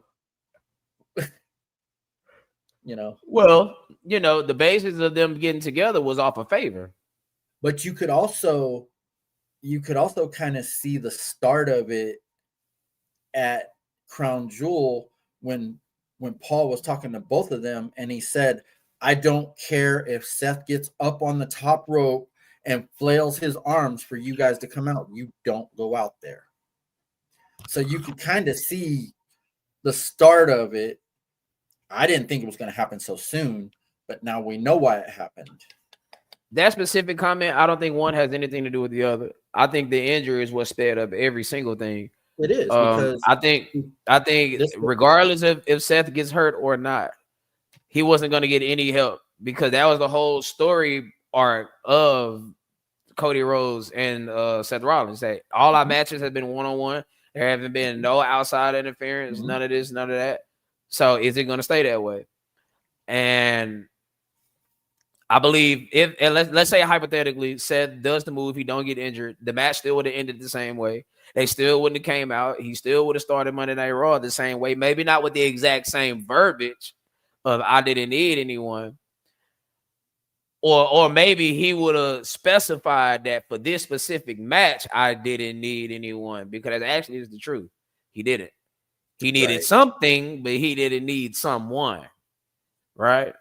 He needed that watch. You needed that watch. That's my daddy's watch. Yeah. Even playing fancy tune too. Huh? Oh, yeah. All that. But all that shit.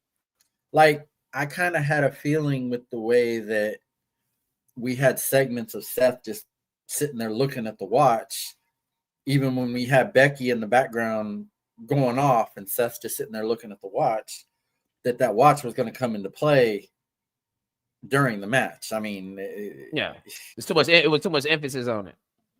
Yeah, but yeah.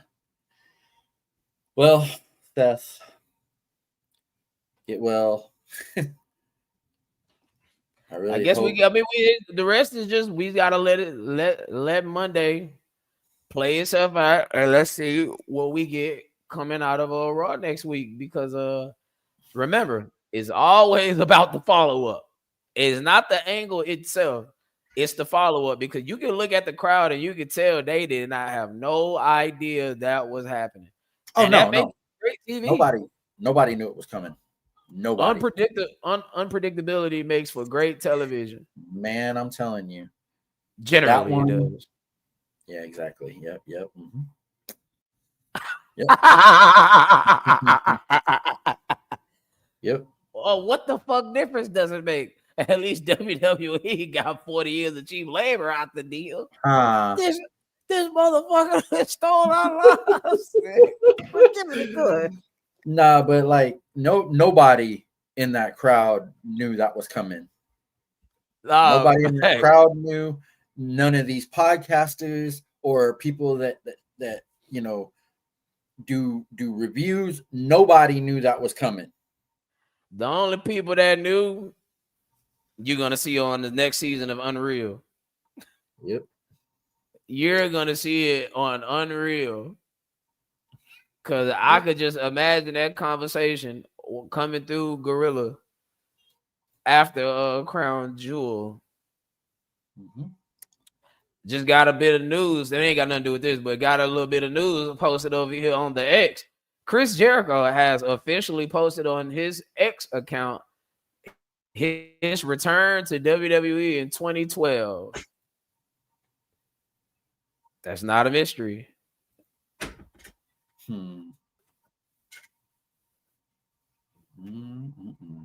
That's not a mystery, ladies and gentlemen. Yeah. That's not a mystery at all. I ain't gonna lie. I don't know if y'all follow. I don't know if you be on Twitter, but Kofi Kingston is actually pretty funny on Twitter.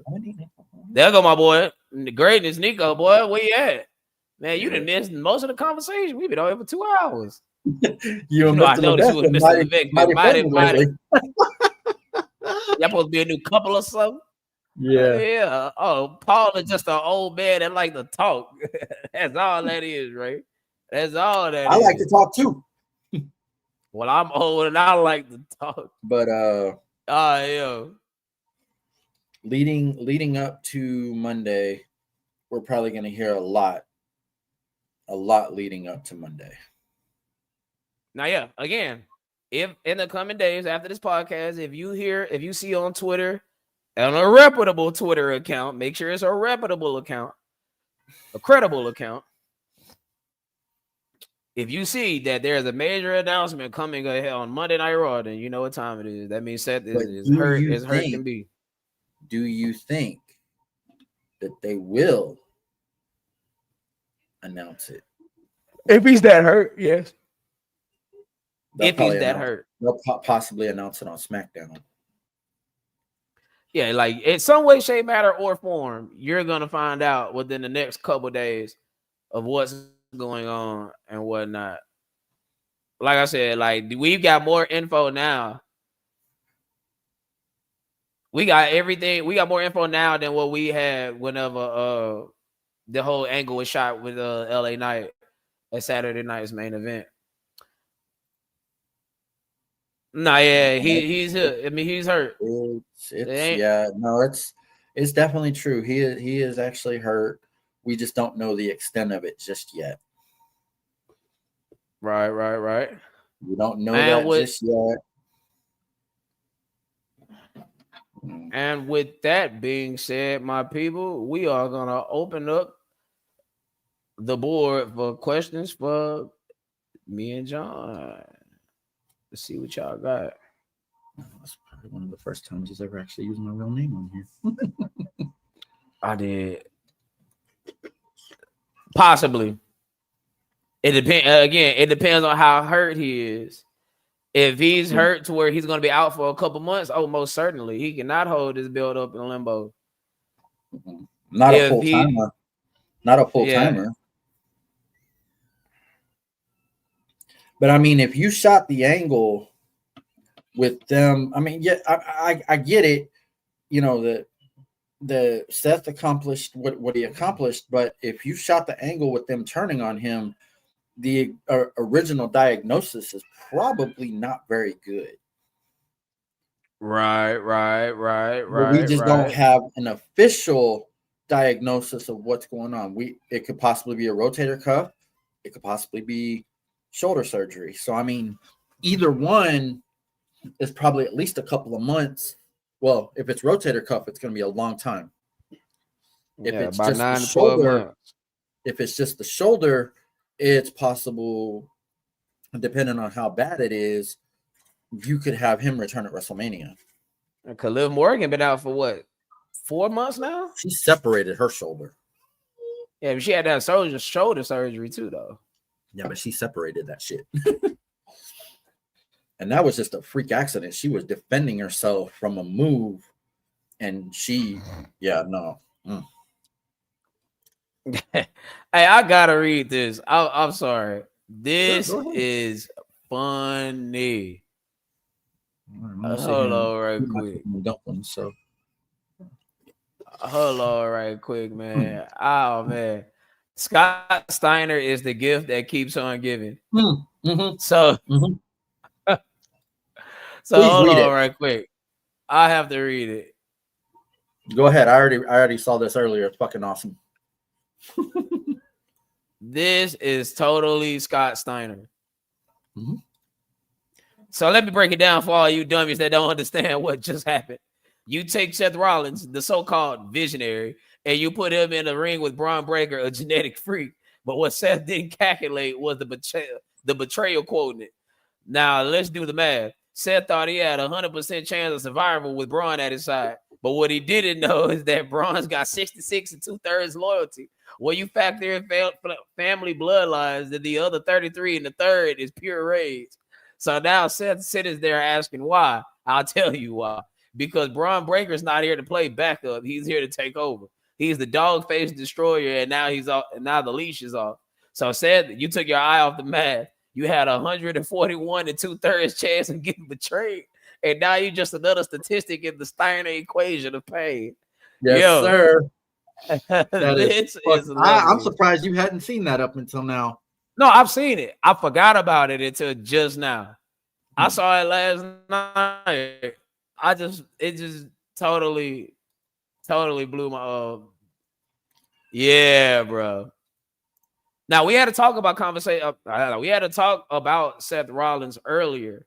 Like, is it time that we kind of rethink how we position Seth Rollins? Because this is now the third time to where major plans had to be rewritten or foiled. Oh, yeah, rewritten because of an injury. Now I get it. It's professional wrestling, just like football, basketball, and all these other things is a contact sport.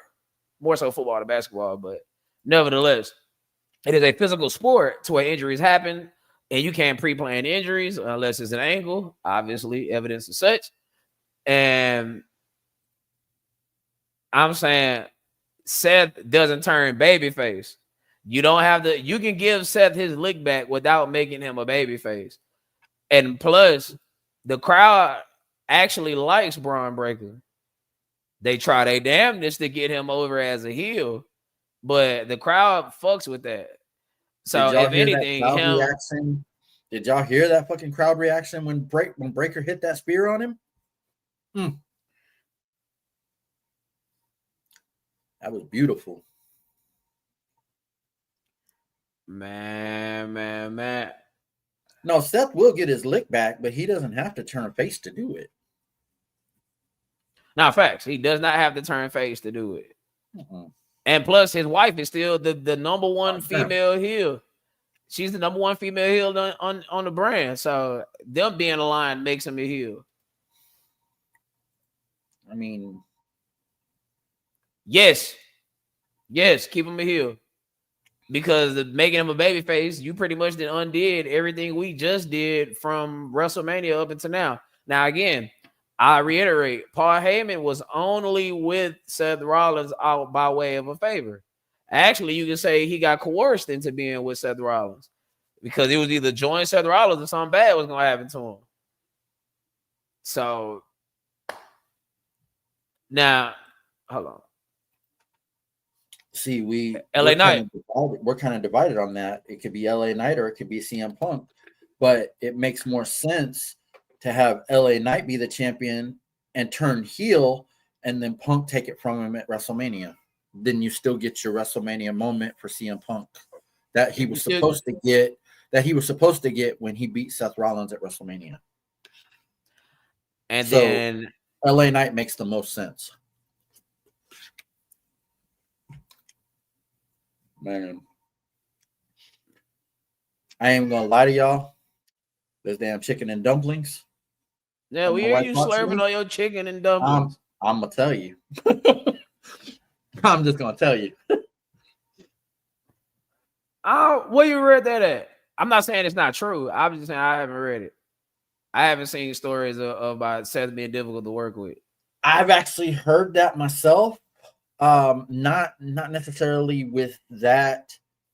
I've heard that Paul Heyman did not like how the Vision storyline was going. It was dull. Like I did hear something like that where Paul Heyman was like, I don't like the way the storyline's going. I don't really like where I'm at. So you could transition Paul to what you said, to him eventually lining himself up with Cody. That's definitely a WrestleMania moment. That is definitely a WrestleMania moment right there. Whether it's this year's or whether it's in Saudi Arabia. Okay, this is what I read, and I actually like this. Hold on. I like this idea.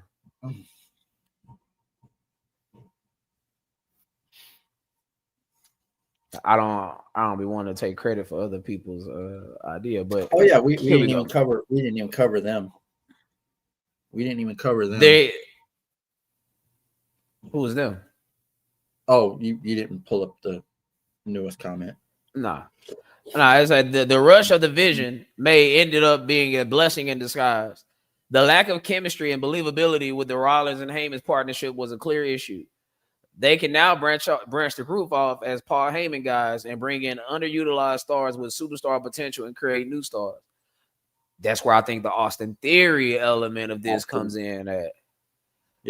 Hey, Heyman can finally shift from being a manager lackey and become the evil mastermind who pulled the strings behind the scenes and hold power through this faction. Can replace and it can place for Bloodline like as the new group NWO like entity. Baby faces can strive to take down.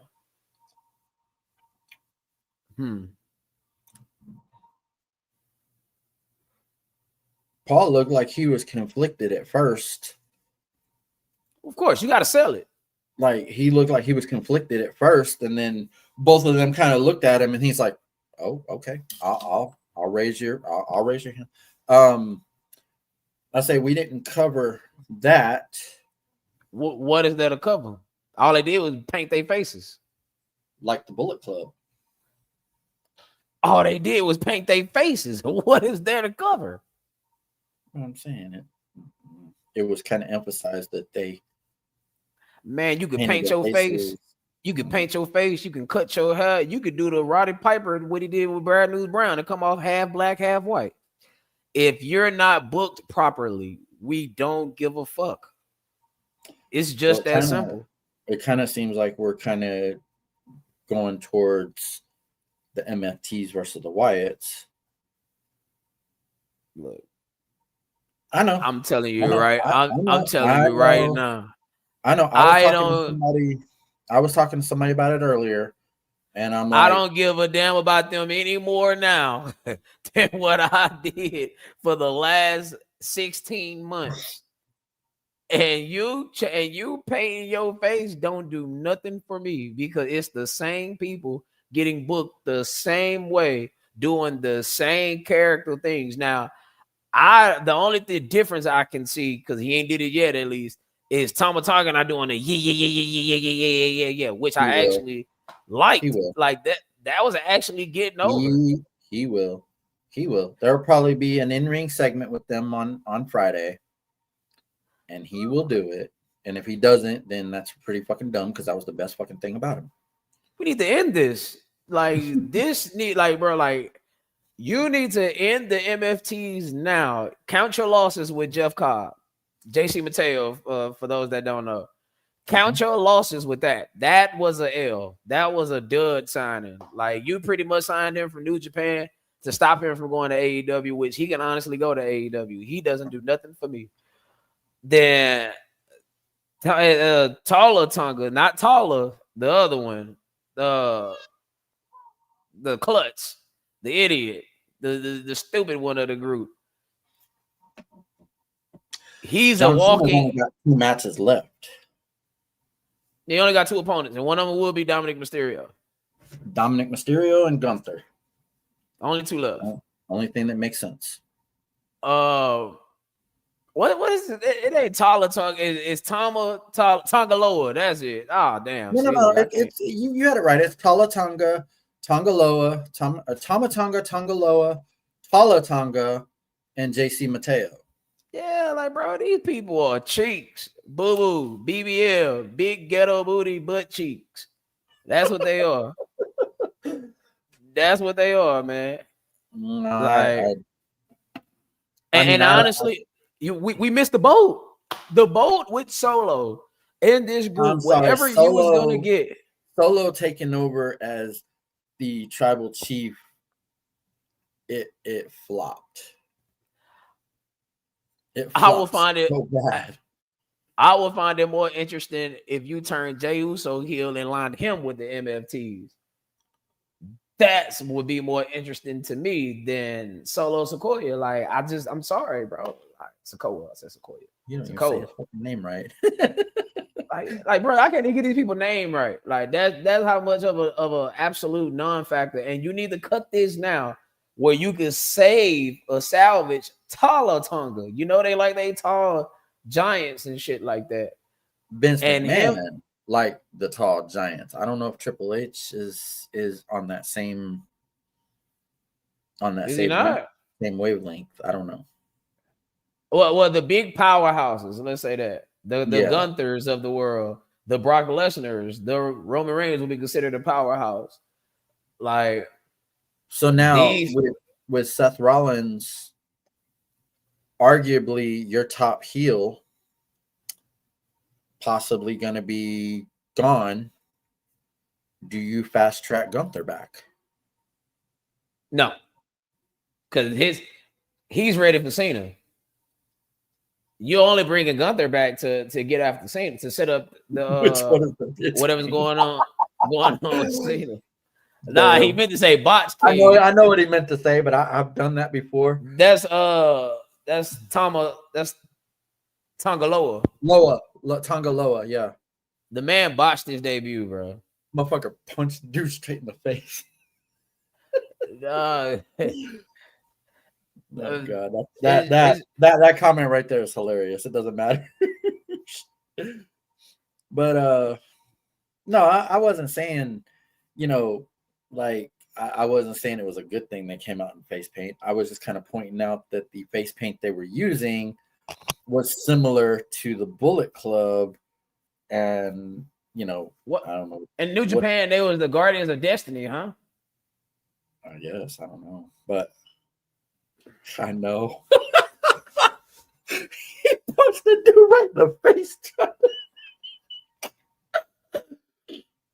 Oh God. Oh, I remember the videos about that. That was so funny. Here, let me pull that up so you know what I'm laughing about. He went to do a low blow and punch dude in the face. No, I don't know what they were outside of here. I was just kind of pointing out that the face paint they were using was similar to what the Bullet Club used to do, and there has been a lot of Bullet Club references here recently. Yeah, well, before AJ Styles get up out of here, he will match up against Finn Balor again. That should possibly no. Yeah. He did botch a low blow. That's a punched the dude right in the face. Bruh. Nah, facts. Never seen nothing like that.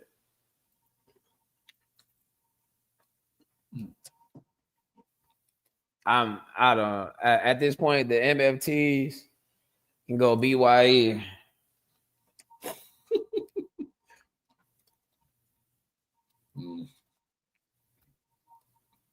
It's something. I know it's. What is it you always like to say? At least they're on TV. At least yeah, Gorillas of Destiny. That's what it was called. Yeah, they was the Gorillas of Destiny. Tama Tonga and Tongaloa. Yeah. Yeah, matter of fact. AJ says he will extend his contract through WrestleMania as long as he's on the card.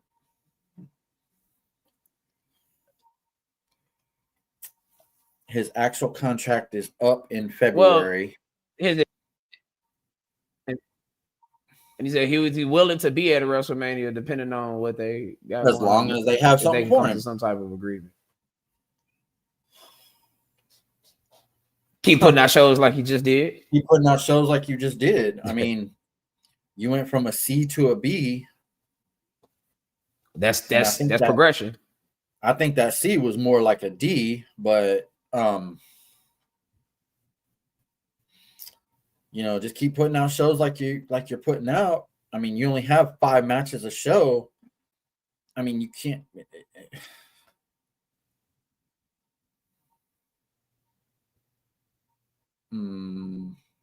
Look at these guys, man. Would you rather take? Do you that really give a damn about these guys? Not really. Look at this shit. Look at this. Yeah. They need to take that. Like I say, the JC Mateo is a swing and a miss. They need to take that shit over to Foursquare or whatever the hell it is that Enzo's got Zilla on. But God, D is just gonna keep on and keep on. What's up, babe? I probably would. I ain't gonna lie to you. I probably would take the Muscle Buster. Well, I probably would take the Muscle Buster, to be honest. Yeah, that's what they was in New Japan. The Gorillas of Destiny. I knew it was some. I don't want to say Guardians of Destiny. But yeah, Gorillas of Destiny. That's where they came from. JC Mateo, Tongaloa, and Tala Tonga. All of them came from New Japan. Yeah, it's just there's been a lot of references to the Bullet Club lately. So, even and with it being Styles last year, I'm willing to bet it's gonna be even more references to the Bullet Club coming up. I mean, because Cody was part of the Bullet Club at one point too. He was, yes, he was. Cody, Finn, the Tongans, but I think the Tongans got in long after AJ was already gone. I think. Don't quote me on that. But Wes had a question. No, it's not that. No, it's not that John Cena's doing everybody's finisher. It is he's showing tributes. He's doing tributes to everybody he's ever been in a feud with. That he can't wrestle. And plus he really can't go in the ring. So I know it takes away the luster of the finishing move, but I mean, I would rather him sit there and do everybody's finisher than actually try to wrestle a match. And really, Nico, greatness, my bad. Really, greatness, you gotta scroll back. We talked about that at length. The John Cena AJ Styles match. But to pretty much sum it up, I mean, at this point in life, without context and not understanding what we were at in 2025 when it comes to John Cena and AJ Styles, I would be actually pretty pissed about that because I hate it. I hate the fact that the super kick, which is obviously popularized by Chris Adams and Shawn Michaels, is now a bastardized move where everybody named mama does super kicks. Ask the Usos and the Young Bucks. I hate that the stunner is a setup move. Ask Kevin Owens. Ask Cody Rhodes. Ask Cody Rhodes. And if we really keeping it a buck, the Ace Crusher with Johnny Ace is a setup move, which morphed into the Diamond Cutter, which morphed into the Bubba Cutter, which morphed into the RKO, et cetera, and so on down the line. But it's the fact that these two guys will never wrestle again. They can't put Cena, not AJ Styles, but Cena can't put on a standard one-on-one match that'll actually be passable by the audience. So that's why we got to have a bunch of theatrics and everything else going on. And I actually think it's pretty cool that he's hitting these moves, because at one point Cena only had 5. And that image, that zoomed out image of Cena in the middle of the ring and the fireflies all around, that's pretty dope.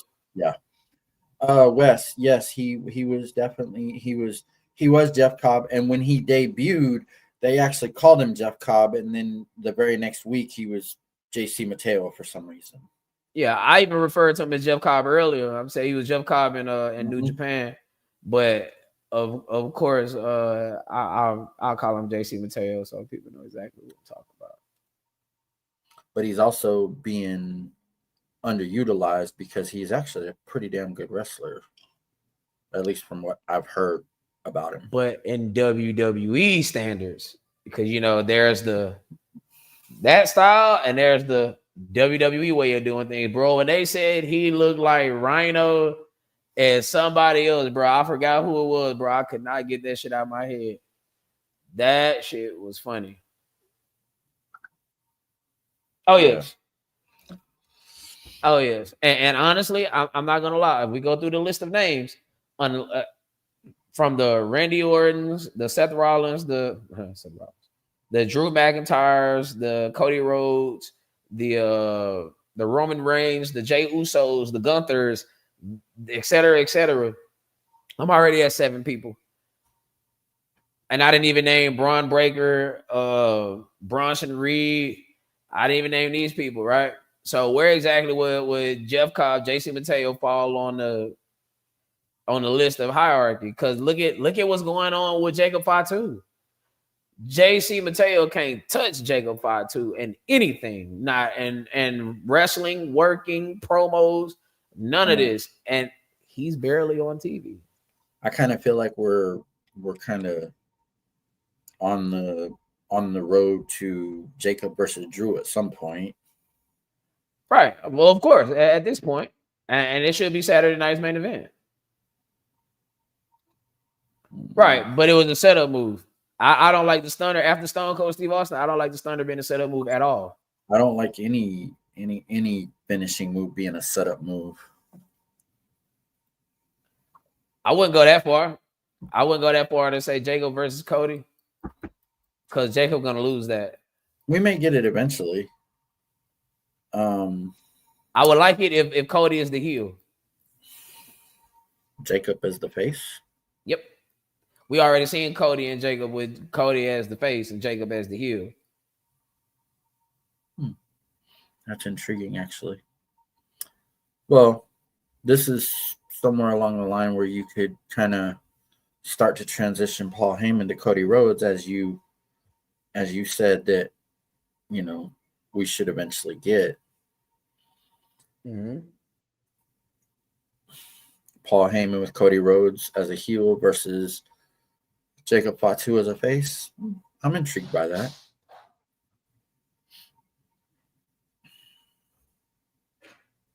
Oh yeah, I think D Black. I think D Black like that too. It's intriguing. I can tell you that. Certainly. Jacob is actually a really good. He's actually a really good worker. Jacob Fatu has the potential to be the Marshawn Lynch of professional wrestling.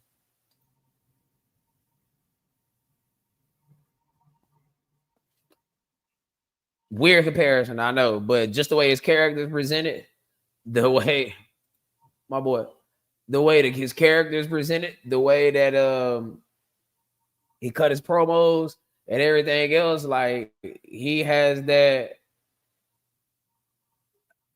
I'm trying to word this as sensitively as possible because I know some words are trigger words in some departments. He has that relatability with a certain ethnic group, and honestly, that's cool with me. I mean, I ain't got no problem with it. But they've been saying for years they're waiting on their next Latin star. And I think they got that on their hands with the Stephanie Vicure and the Dominic Mysterio. Mm-hmm. That could be your two Latin stars. Because let's be honest, they've been chasing after that next Latin, Hispanic, Mexican star since Eddie passed. Rey Mysterio was there, but as much as Rey Mysterio, as much and as long as Rey Mysterio has been around, he's never been looked at in the same vein as Eddie Guerrero. Do you think that they would eventually put the world title on Dom? Yes. I'll say yeah. Ray got it. Yeah, Ray got it. Eddie got it. I mean, I can't see Pedro Morales had the WWE Championship. I promise you, you the second person today to say that.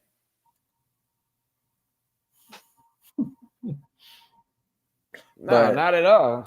No, I mean, I could see Dom as a future world champion.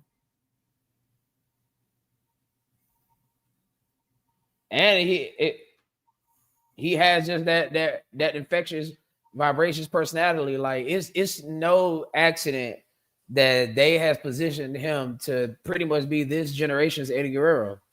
He's literally following in his footsteps outside of the AAA Mega Championship. Because I don't believe that Eddie has ever won that. I know Rey Mysterio has never won that.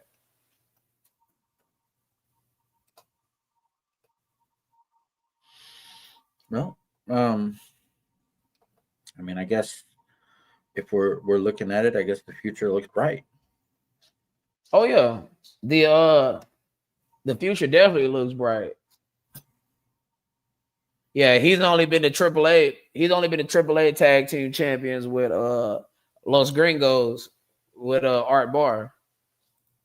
He's never been the AAA mega champion. So when do you think that Ray calls it quits? Definitely. Within the next 2 years. I don't even know if I would go 2 years. What the fuck is he? Within the next 2 years, anytime between now and then. Hold on. I got some breaking news, but I don't know if it's a source that I can trust. Send it to me on Messenger right quick. Okay. My brother just sent it to me. First comment, not believing it after his latest stunt. There you go. Hold on right quick. Because I'm actually I've never heard of that source, so I'm not 100% sure on that. Chris Jericho will be back in WWE very soon. Yeah, he just dropped his return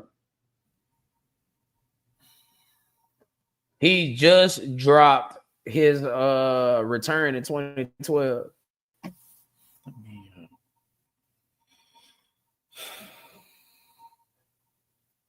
So hold on right quick, man. Let me see if I could. I just told my brother, so that's not. Let's see if I can. Not sure that's a source that I trust. Nah, yeah, facts. Yeah, I'm away for Didn't they announce a tag team championship match next week on Raw?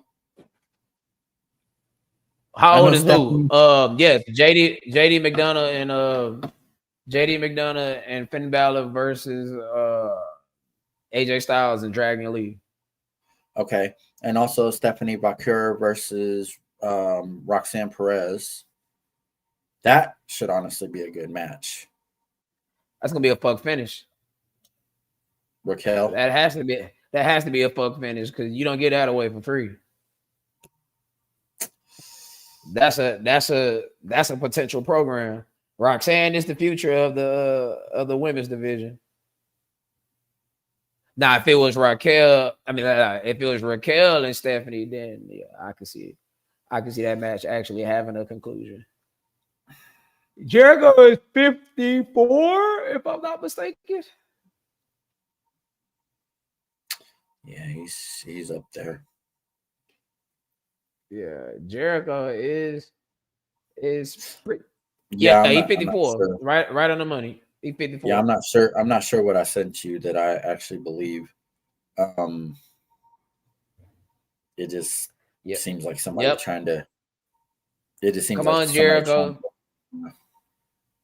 A matter of fact, when Cena put the walls of Jericho on AJ, I was like, drink it in, man. Yeah. I remember I got in with the key of Jericho. Lock it in, man. Hey, man. that made Mick Foley break. That made Mick Foley break. And I ain't gonna lie. We appreciate any and everybody that's been locked in to Two Heels shooting the shit with you, like we like to do every Tuesday afternoon, 4 p.m. Central, right. 5 p.m. Eastern, right here on the YouTube and on the book and on our Twitter. Make sure we shout out to my boy Monkey Man talking monkey business over there on YouTube. Bearded Conversations over there on YouTube. But Show TV over there on YouTube. Tiger Mike over there on Twitch. Tiger Mike 84. Yes, sir. Make sure y'all support our people. We support the people that support us. And if you got something that you like that you want to promote, send it in. We'll get you promoted here on the platform. Yeah. All right, Wes. You have a good night, brother. Yes, sir. Yes, sir. Yes, sir. I appreciate it, man. Appreciate Wes being here every week, brother. Yeah, I didn't catch that at first. I said, yeah, man. I mean, that. Well, now that's just what it was. That match was full of nostalgia. That was actually great. I mean, I don't. I mean, some of the moves that they did, I don't like the fact that they kicked out of, but I mean, it was by design. Mm-hmm. But you can also kind of play it off. Is she leaving or she's telling Wesley bye? I think she was telling Wesley bye.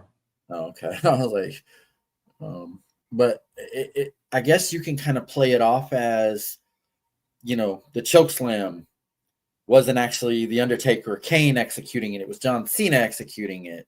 So, power ain't the same. Yeah. So, I mean, that RKO was I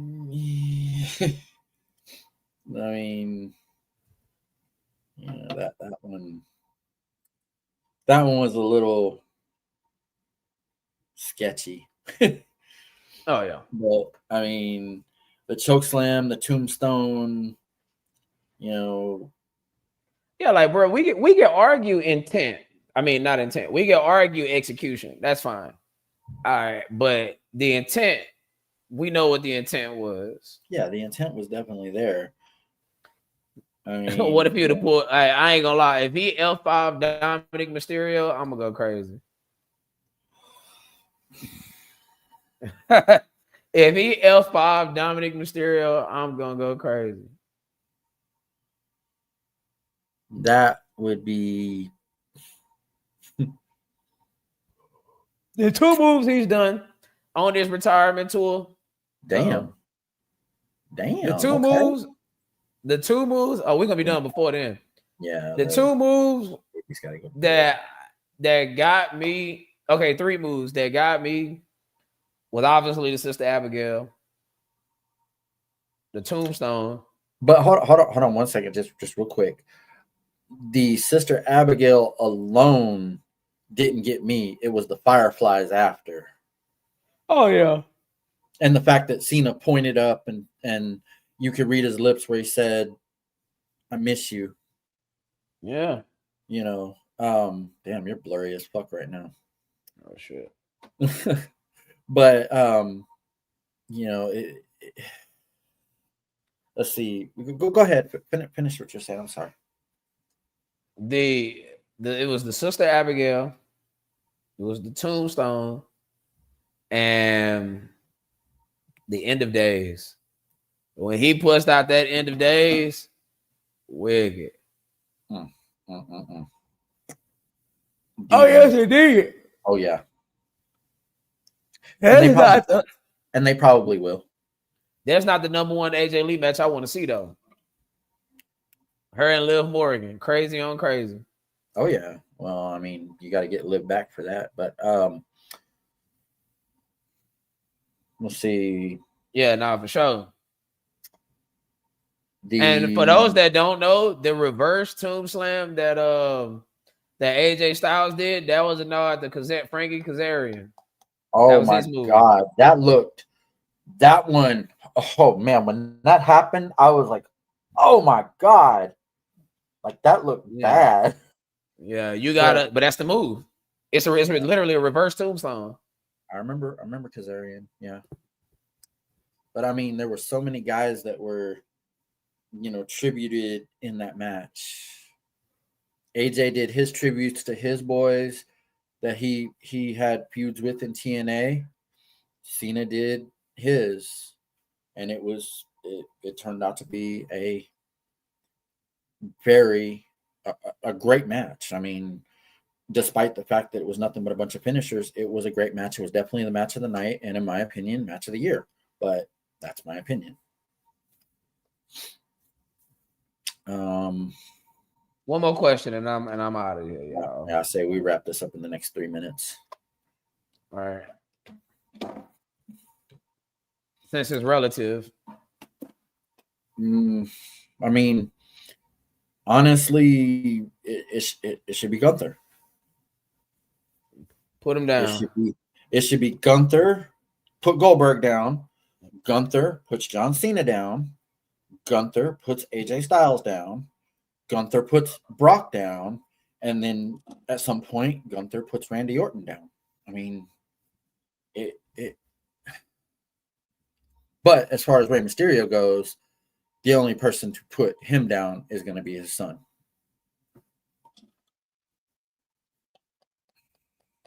You got Gunther. What about you, D Black? I can't think of anybody else. Unless it's Christopher Daniels. Good luck getting him from AEW. That's what I'm saying.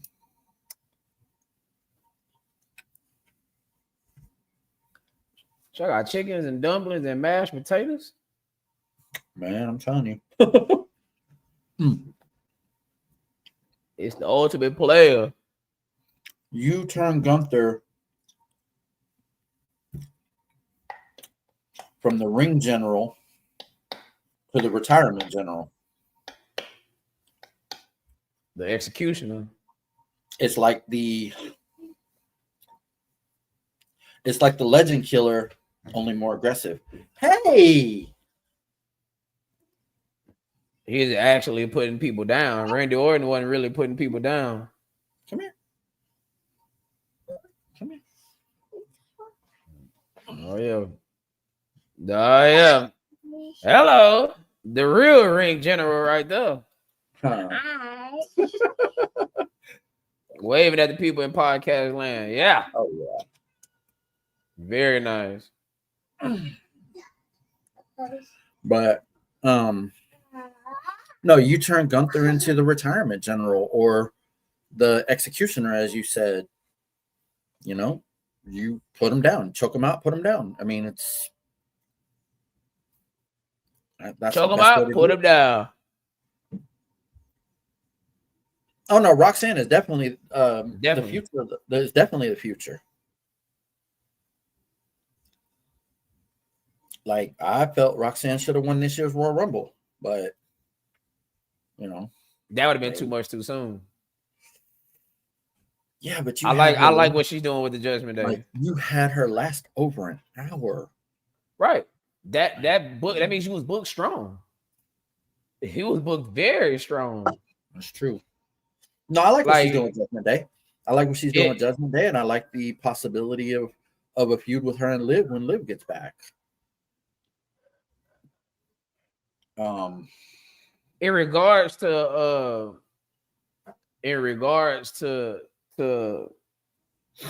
Roxanne, or the Royal Rumble, I'm sorry. In regards to the Royal Rumble, remember the old adage is if you're a part of the last four, especially the last three, you're part of the future of the company. One of the best Royal Rumbles they ever booked was in 05. That's and when true. You had the McMahon blew his quad, I believe the last four in the ring was Cena, Batista, Edge, and who was that fourth person in the ring? Was it Mysterio? I think it was Mysterio. That was still funny as hell though. Vince come in pissed off, and then just sat down.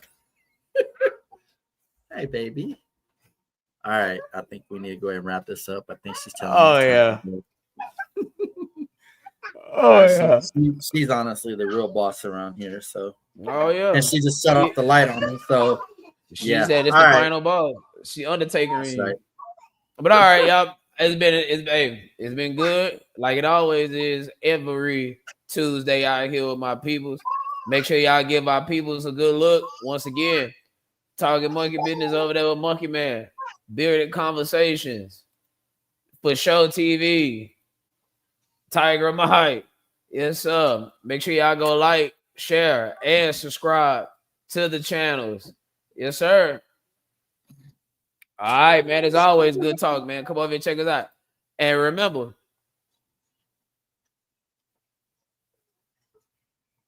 I almost forgot the line. Hold on. Ladies and gentlemen, boys and girls, children of all ages, STS proudly brings you is Tag Team Champions of the World. I am not the Road Dogg, Jesse James. He is not the badass Billy Gunn. And we are not the New Age Outlaws. And remember, if you ain't down with that, we got 2 words for you. Fuck you. And we all right. Make sure y'all enjoy y'all week. Yes, sir. I got 4 of them. Make sure y'all enjoy y'all week. come back in with me on Friday, so we can talk this good NFL talk for week number 6. Hey, if y'all know about them New York Football Giants, there's a lot to talk about. Yeah, but with that being said, y'all be good, be safe. Later. Yep.